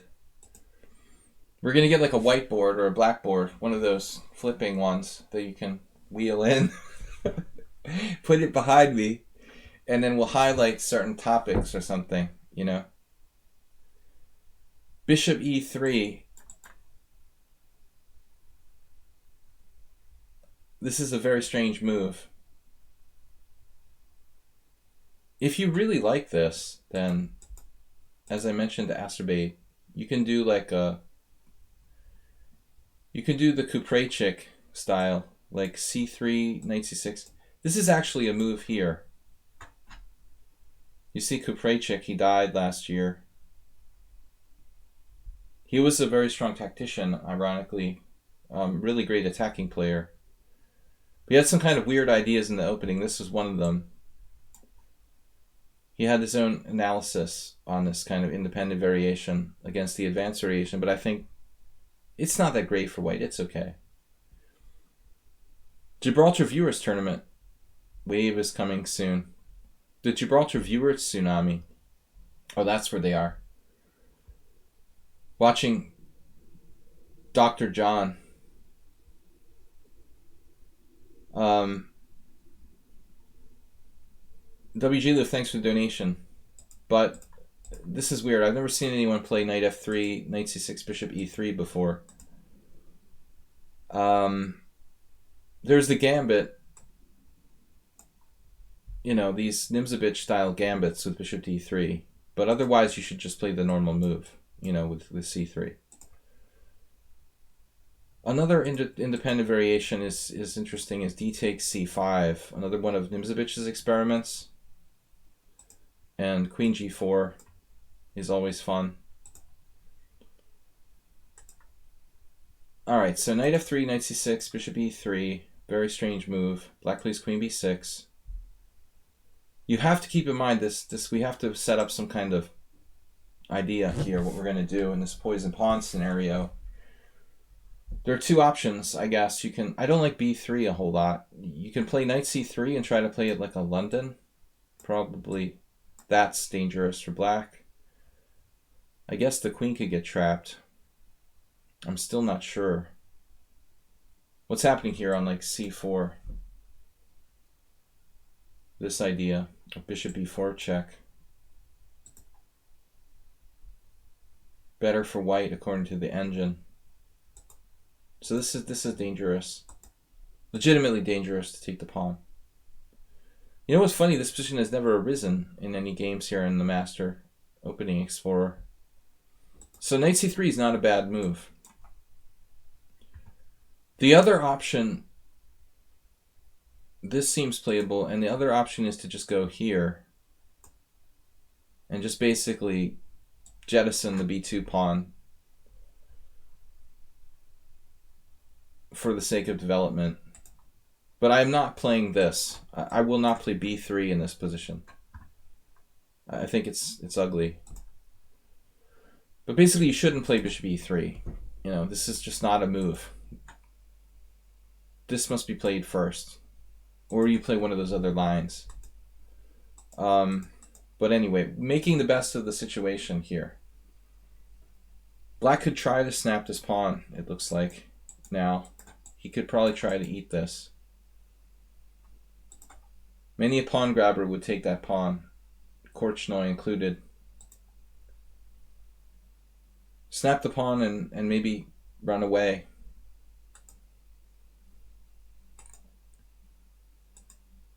Black's not interested. Still, he has a fine position. He doesn't have to take the pawn. Now, if knight takes e3, I'm a little concerned. That's what he did. That was a sensible decision by black. Now your pawn structure is fairly mangled.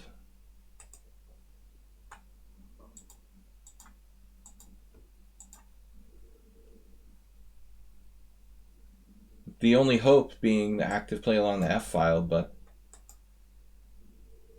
I don't think it's enough. You basically lost this game out of the opening. King H1. Let's see if we can still salvage it. If he castles, we have some attack. Black here getting kind of greedy with queen takes b2. That feels greedy. If he castles, maybe he should castle, actually. I mean, how strong is your attack? And by the way, I mean, if you were to sack a bishop here, Greco style, I mean, is this even anything? If king g8, queen h5, you know, there's a problem. But if you play king g6, do you have enough here? I think this isn't enough. White's probably lost. Queen g4, knight e5, queen g3, f6. Assuming that black's winning here. Is f6 the best move? No, f5 is the best move. Black is winning. So you don't have the sacrifice, even if he castled. Castle. The engine actually says his best move is to take the pawn. I feel it's greedy. Whatever. Okay, knight on bd2. The problem is knight g5 is nothing. He has knight takes e5, I guess, defending f7. Still getting greedy.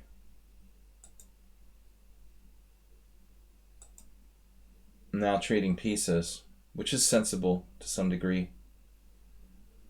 Either way you take, and your e5 pawn is unprotected, but who cares about another pawn at this point? I would take with the queen.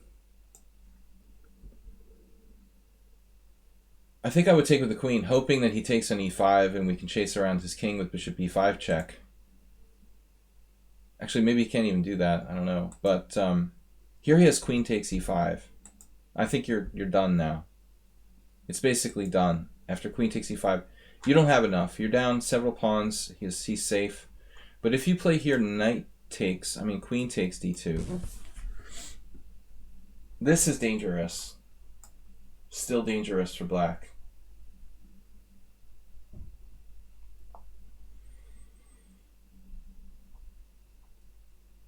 There's still some complications here, I would assume.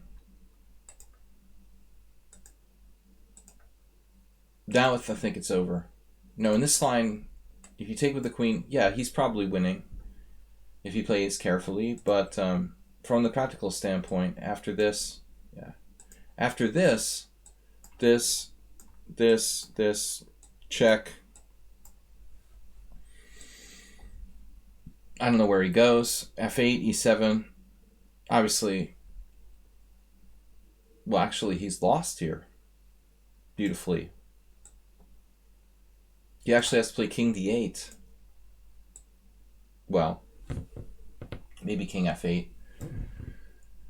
Maybe he's not lost. I'm exaggerating, but there's still practical chances. This, in fact, is lost. Yeah, I'm not exaggerating. King d8 would be forced. Oof. Well, bishop d7. Man, see how easily this could go wrong for black if you were to do it the other way? But now I don't think it's very hard. You know, his queen is back in the fold. Obviously, the potential is still there to mess it up. I might have played queen h5. I'm not sure. But black's winning. As I said, I might have played queen h5, but I'm not sure. Even queen f6 is a move, clearly. Okay, we have to be a little careful here. You have g4. You're probably lost, but there's still a few cheapos left in the bag. But let's see if bishop h7 really works. Okay. Obviously king h8, queen h4 is a problem. He has to take it, and now he can play king g6. King g6 or king h6. King h6 even might be possible. but it's not necessary. So here,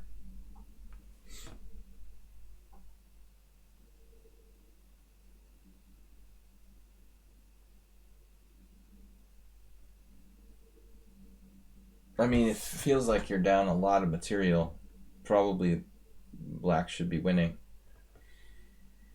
But it's not that simple. You have knight f7.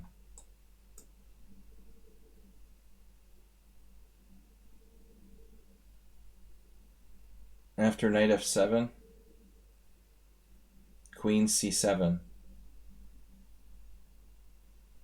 That's awkward.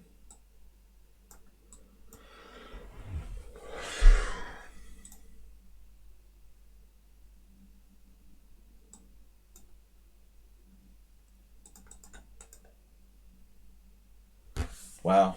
This is still, it's still on. So you're still winning. That's amazing. That's best move. Holy crap, you had a forced mate. Now that's interesting. Queen h4 check. This is a forced mate. I would have totally missed it. Here, check. Here, check. And then you force him back in the corner with knight g5. That's really instructive. I don't remember I've seen this idea before. Wow. So this really works. But nice job. I would have missed queen h4 check as well. Luckily, after king g6, you are still technically winning after knight f7. That's still kind of complicated. Arnie's he was a weak master. WJ Loof, thank you. Okay, so we got 15 minutes left for the last 3 games. Saeed. I thought I had a message from Saeed. I don't even know if he's a subscriber anymore. Is Saeed here? I didn't see him. I think Saeed was a sub though, as of like a week ago. 2 weeks ago. Profile inbox. That's interesting though, the queen h4 check. Knight g5 is so automatic. You know, I would have missed it as well. I saw something from Saeed, but maybe it was a mistake. Messages have been real strange lately. In my other messages. Why do we have 2 messages systems?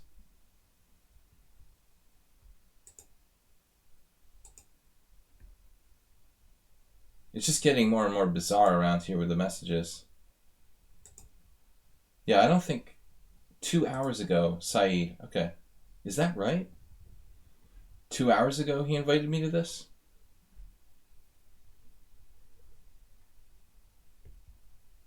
I don't like the messaging system. It's getting bizarre.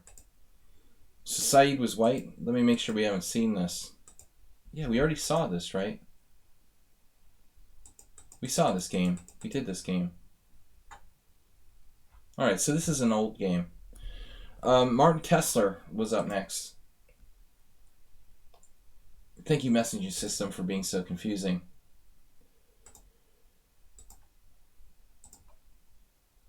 Martin Kessler sent this game in. My game analysis.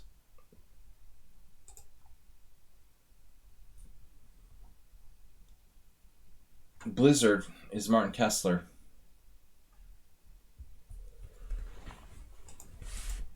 The Queen's Indian attack.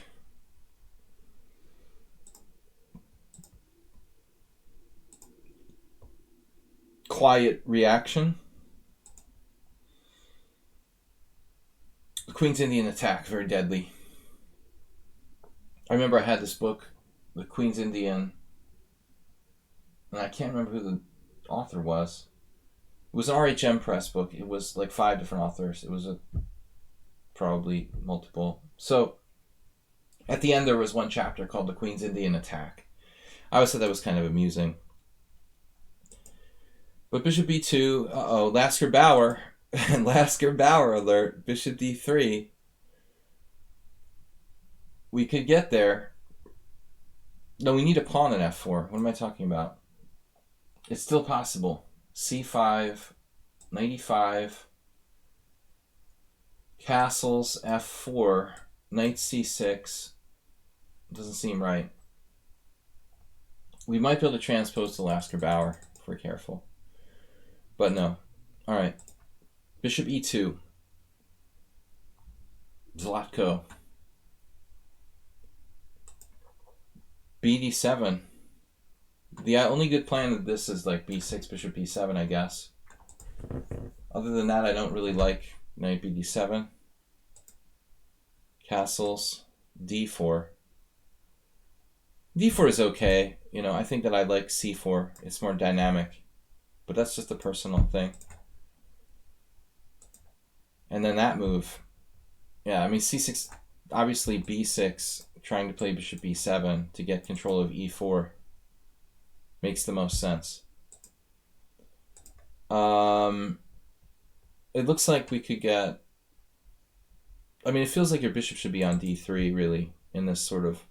Then we have a Koltanowski type system.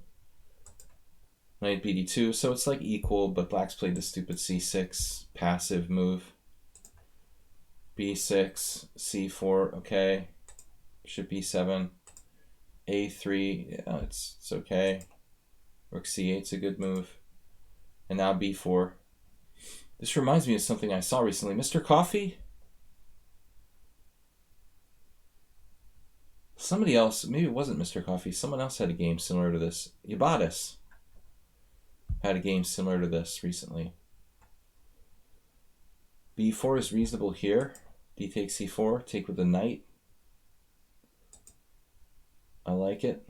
If c5, I call this the Sarawan. We like take this way and play b5 with a queenside pawn majority. Very strong. So c5 is not so good, and it's his only break. So now black has some problems. He did it, and you do the Sarawan, and then white's just better. Better, but not necessarily winning. I'm going to turn off the engine. Sorry, guys. Thanks, everybody, for supporting the stream. A6. Queenside pawn, passed pawn. It's easy. We've got knight a5 too. Easy as that. This little Yasser Sarawan would be a very unpleasant opponent here to face if you were black. I don't think I'd enjoy this too much. You've had a similar game without the pawn exchanges? Right. I mean, black wants to try to trade pieces. I think that might help a little bit. If it was a rook endgame, black would be okay. I mean, one of the things that can happen here is that we could get a knight to c6. Maybe take out his white squared bishop. In fact, I don't really love this rook exchange, but the problem is, I guess, if knight here, yeah. If knight here, he's got bishop e4. Still, we need a place for the queen. Is that the problem?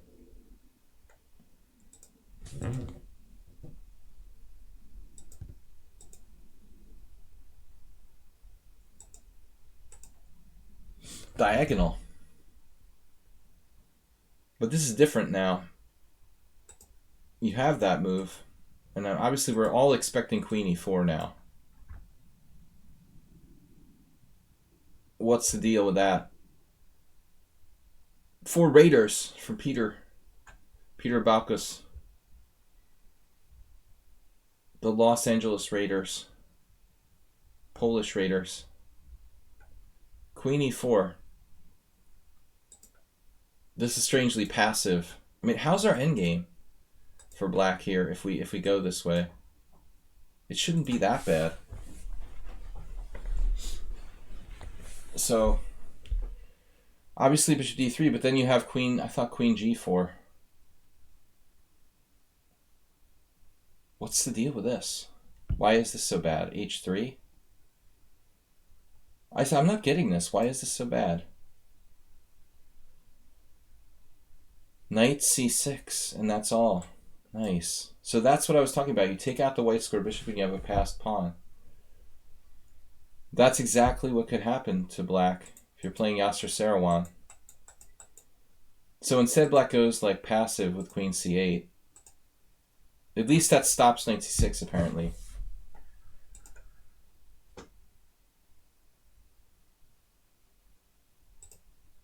I don't think you should be trading pieces now. You're dominating the position. So your idea was to play bishop d6, get the rook in there, and knock out his blockader, which is reasonable. But I still feel like you should be attacking. Obviously, knight g5 is an idea. It's a little primitive, but you have to look at it at least. How does he defend against that? Is there a defense against that? g6 is a disaster, but might be forced.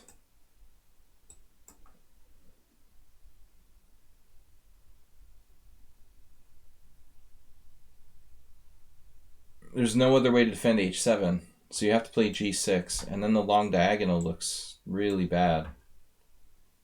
Maybe black could survive. So bishop d6, I think that Martin Kessler with bishop d6 is thinking about trying to chip away at the blockader with rook d6. But generally trading pieces probably helps black a little bit, though the endgame may still be better for white. So here, that's a surprise. I mean, I thought you're going to take and play rook d6. I thought this was the point, you know, to play this move. But it's not so simple, actually. Our rook can get trapped. Queen c7, and if you try to double on the file, your rook gets trapped. Whoops. That's a problem. Yeah. So black's still holding on. It's kind of weird that after bishop e7, he plays rook e8, real safe, right? And then suddenly he decides to exchange on d6 when he didn't do that last move. But it's starting to get unpleasant. I mean, this is really unpleasant. You know, black is clearly uncomfortable here. Precarious. So black's a good tactical player. We can play knight c4 if we have to. We have to. So we have our pawn. Maybe the operative word is we had our pawn. We had our pawn, but now it's gone because of queen b7. Oh, he missed it. But this wins the pawn. I'm playing that instantly. This is apparently a mistake.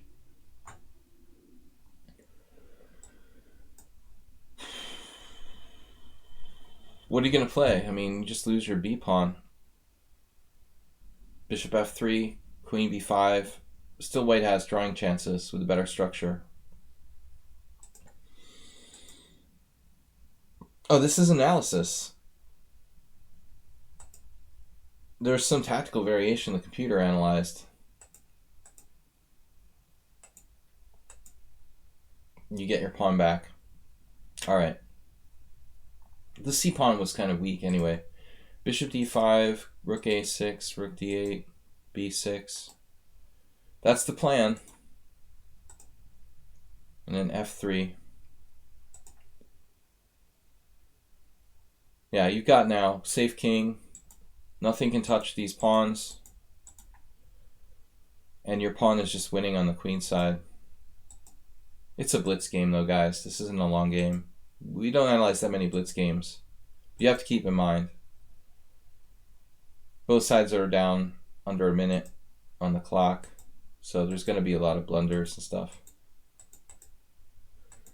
But this is just a piece up. Black flagged. Black flag. Alright guys, last game. Thank you for sharing. The last game is from Arsenal for today. Then I got to go. Started a little late. Ending a little bit late. Game analysis. Either this or this. I mean, maybe I should just pick one randomly. Where he transitioned to an endgame I misplayed. Let's see the first one. Chestweeb, who I've played. You know, been a while. since I played the chess dweeb here from Budapest. Before my semi-retirement, e4, c5, knight f3. Arsenal is black. d4. Arsenal doesn't know what he's doing in Sveshnikov. It's actually a bad choice.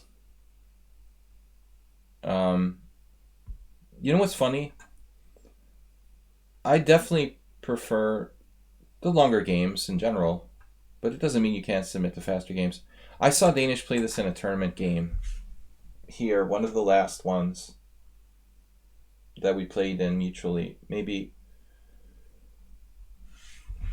like 2009 or something like that. And I remember like looking over and seeing like, what the, is that? So this is some weird move that Boros, I guess he analyzed it to play as sort of a surprise weapon against people. It's basically condemned by theory. It looks like, though, it's kind of a gamble, and white can get equality or close to equality. But this is not something new. He did this 10 years ago in an over-the-board game, I remember, in a GM tournament where we played. It had to be a GM tournament. I mean, that was the only tournaments I was playing. And I remember being like really surprised, but he tricked his opponent and beat them with knight f5. So he knows what he's doing here. He's not making a mistake, He's making a mistake, but maybe it's intentional. He knows more than you do in this dubious variation. So it looks like d5. I mean, you'd have to look at bishop b4 for a minute. That's the other alternative. To think about bishop b4 for a moment at least, I assume knight g7 check is just probably too much. Yeah, it just wins. So you have to do d5. And I vaguely remember looking at this. Blobix obviously probably knows this. Martin Kessler, congratulations on your blitz rating. Nice to reach a milestone. Serper actually played this against Kasparov. Like, check that out. So Serper playing against Kasparov. Playing for a draw, I suppose. Purposely playing for a draw. There's probably some lines where it's like drawish. Serper thought he could like get away with that or something, I guess, but he didn't get a draw.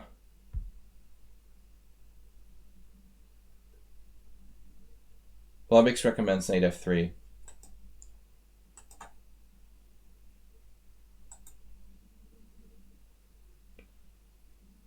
So b takes c6, queen f3. Okay, that's interesting. I was expecting a queen exchange, but you apparently can't do that. Black's just better here. A very old Horvath Petty game. He's a strong IM. He's a GM. I'm sorry. He's a GM now. Was an IM originally. We were all beginners once, but Adorian Andras was the first Sveshnikov guy. And he passed down the Sveshnikov to various Hungarian players. Horvath Tamás, Horvath Péter, a guy named Leko Péter, you might have heard of. But it's funny, the Hungarian chess scene doesn't have a lot of Sveshnikov players these days. Sort of faded away, like a Dorian. Queen f3, it doesn't look like he's playing for a draw, though. I don't know what this choice was, what Serper was thinking. He just wanted to get Kasparov out of book, I guess. Probably not one of his better ideas to play this. Kasparov didn't play the Sveshnikov much. Keep that in mind. That's another thing. I mean, it's not like Serper could have known that Kasparov was going to play the Sveshnikov. Then you have to change your logic to Kasparov surprised Serper with a Sveshnikov. And so Serper just reacted with something weird. Knight f5, I guess. Seems like a stupid idea. Alright, so this is all known. Bishop g5, apparently. It's a side variation.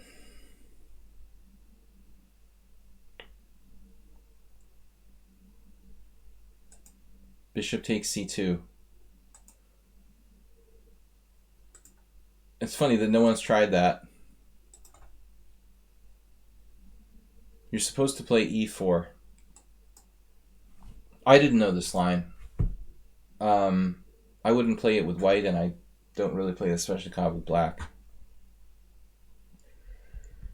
Despite what Grandmaster Seve Attila thinks. So bishop takes c2, a brave move.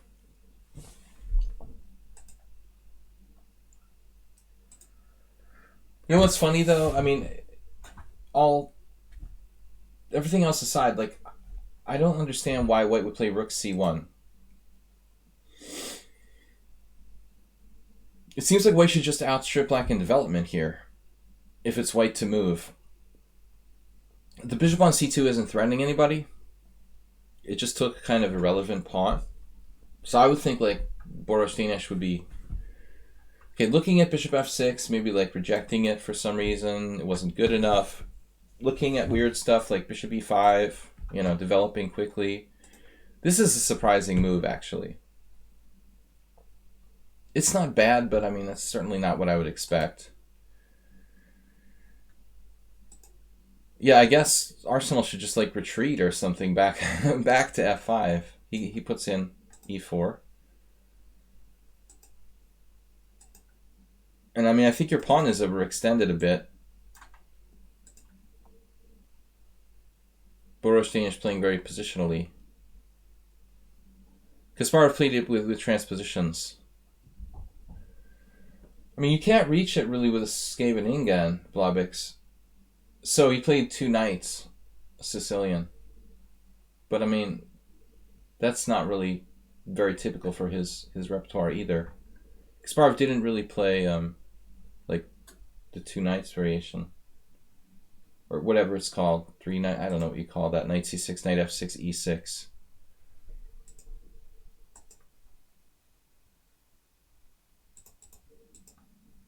Boros playing very conservatively here. Fears the Arsenal fan. Oh. Leaving f2 unprotected.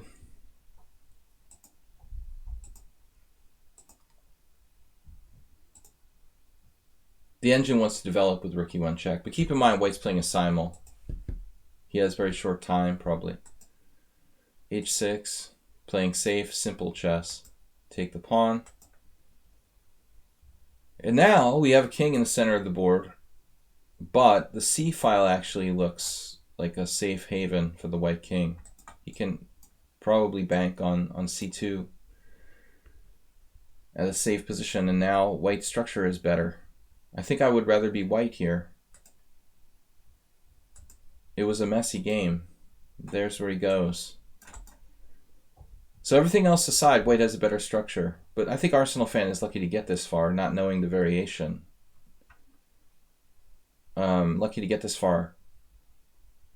Got to know the theory. That's the problem with the Sveshnikov. You can't just make it up. I mean, it's very theory intensive.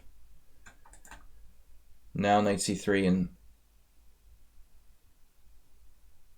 Well, I don't know what to do here. Rooks to the central files. Actually, you have g5, g4 at this point. g5, f4.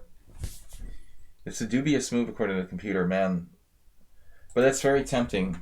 I don't know how I could resist playing that, shutting his bishop out of the game. I think it's good. Oh, you had knight g6 instead. That's what the computer wants to do.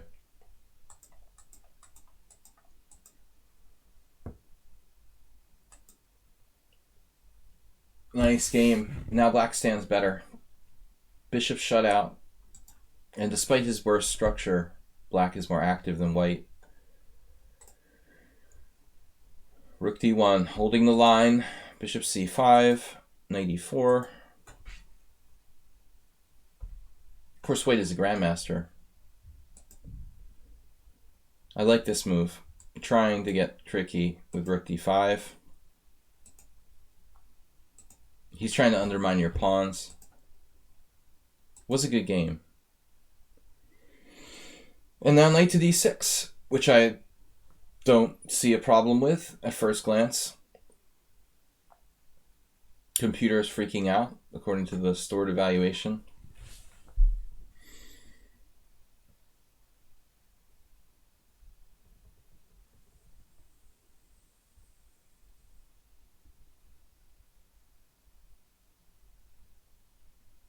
I mean, basically Danish's idea is bishop f2, rook d5, pawn d5, rook e5. It should be okay.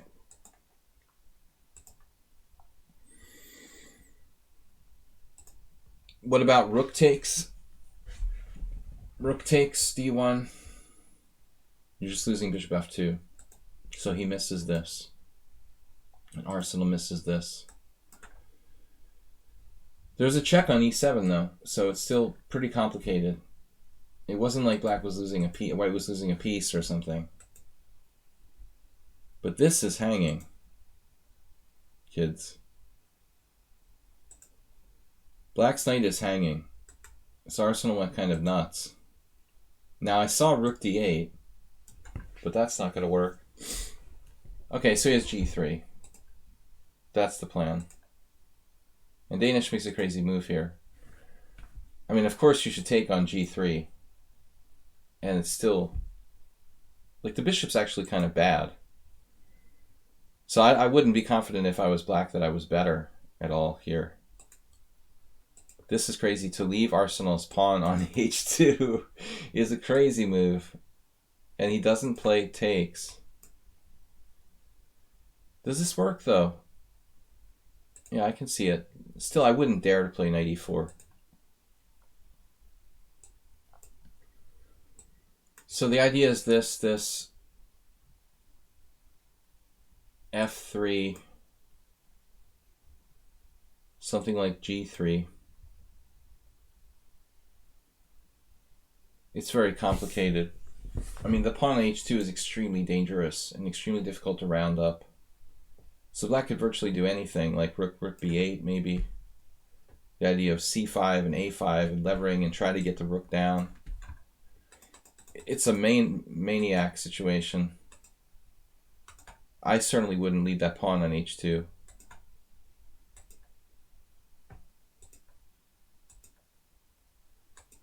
Both sides playing it safe. And Danish gets into an endgame of pawn up.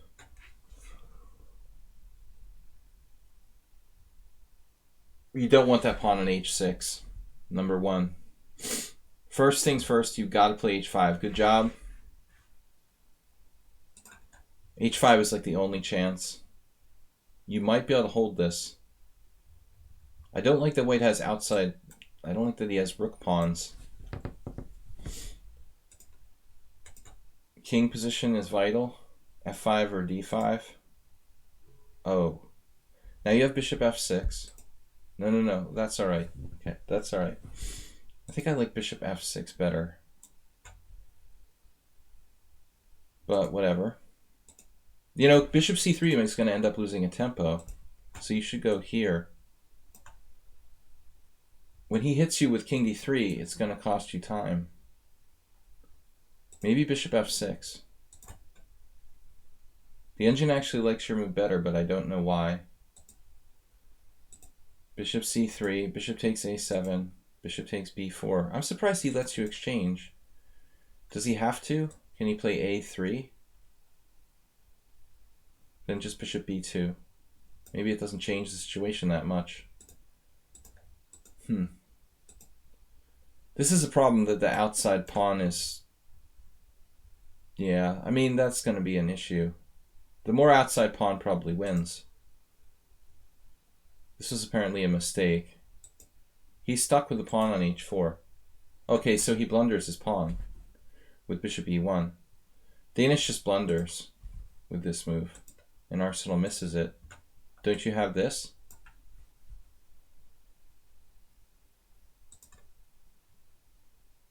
The engine still thinks that white is better here. 2 outside pawns. That's interesting. A4. Bishop takes H4. Unknown. I mean, that's funny. I can't believe this is winning for white. Wow. That is crazy. The outside pawn is so strong it might be winning for white.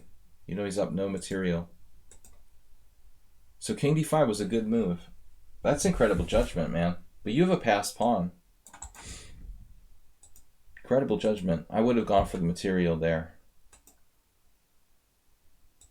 The Stockfish says you're holding with c5 or bishop a3. I would have played probably the same as you. Interesting endgame. This was too passive. Now if c5, it's too late. c5, a6, c4 check. King c2, king c6, king c3, and you're lost. So it's very instructive. I think I would have misplayed this in game 2. Bishop c3, bishop a7, bishop b4. This is apparently a mistake. But it still may be a draw. King d3, king d5, and the engine said this is a draw now. These pawns are not passed. It is not a passed pawn. And you have a passed pawn and he has a passed pawn. He has the more outside pawn, which gives him the advantage. But it's funny how Arsenal lost this game. At this point, though, it doesn't do anything to play bishop e1. It can be defended.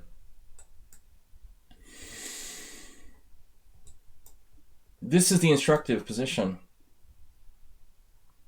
I'll tell you right now, I'm not even slightly surprised that this is a draw. A lot of times, better king position, pawns on the right color. I mean, everybody knows the opposite color bishop endgames are drawn. But even same color bishop endgames are often drawn one pawn up. This particular example is surprising because Danish's outside pawn is definitely an advantage. But his majority on their side is basically non-existent because his pawn is fixed on the wrong color. That's why it's fundamentally important to make sure your pawn's on the opposite color of your bishop. Basically, white can't win because his pawn is on h4 rather than h3. If his pawn's on h3, black is just lost. Probably here. So Arsenal played bishop e1, and he just reacted a bit too passively. This is really instructive. Even here, like, you might be able to save the game with king d6, a move I never would have found. To get back in the square of the pawn, well, maybe I would have found it. c5 is tempting, but it sends your pawn off to its doom. So king d6. Very surprising endgame. King d6, bishop b6, king d7. Heading over here, a6, king c8. Instructive endgame. Judging by the computer's evaluation, it has to be a draw. But the table base, there's too many pieces for the table base.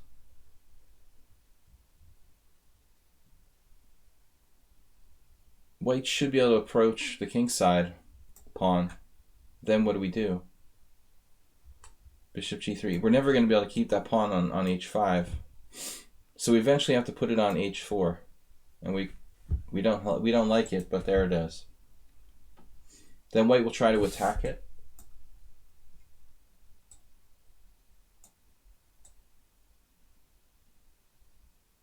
I don't know where he puts his king.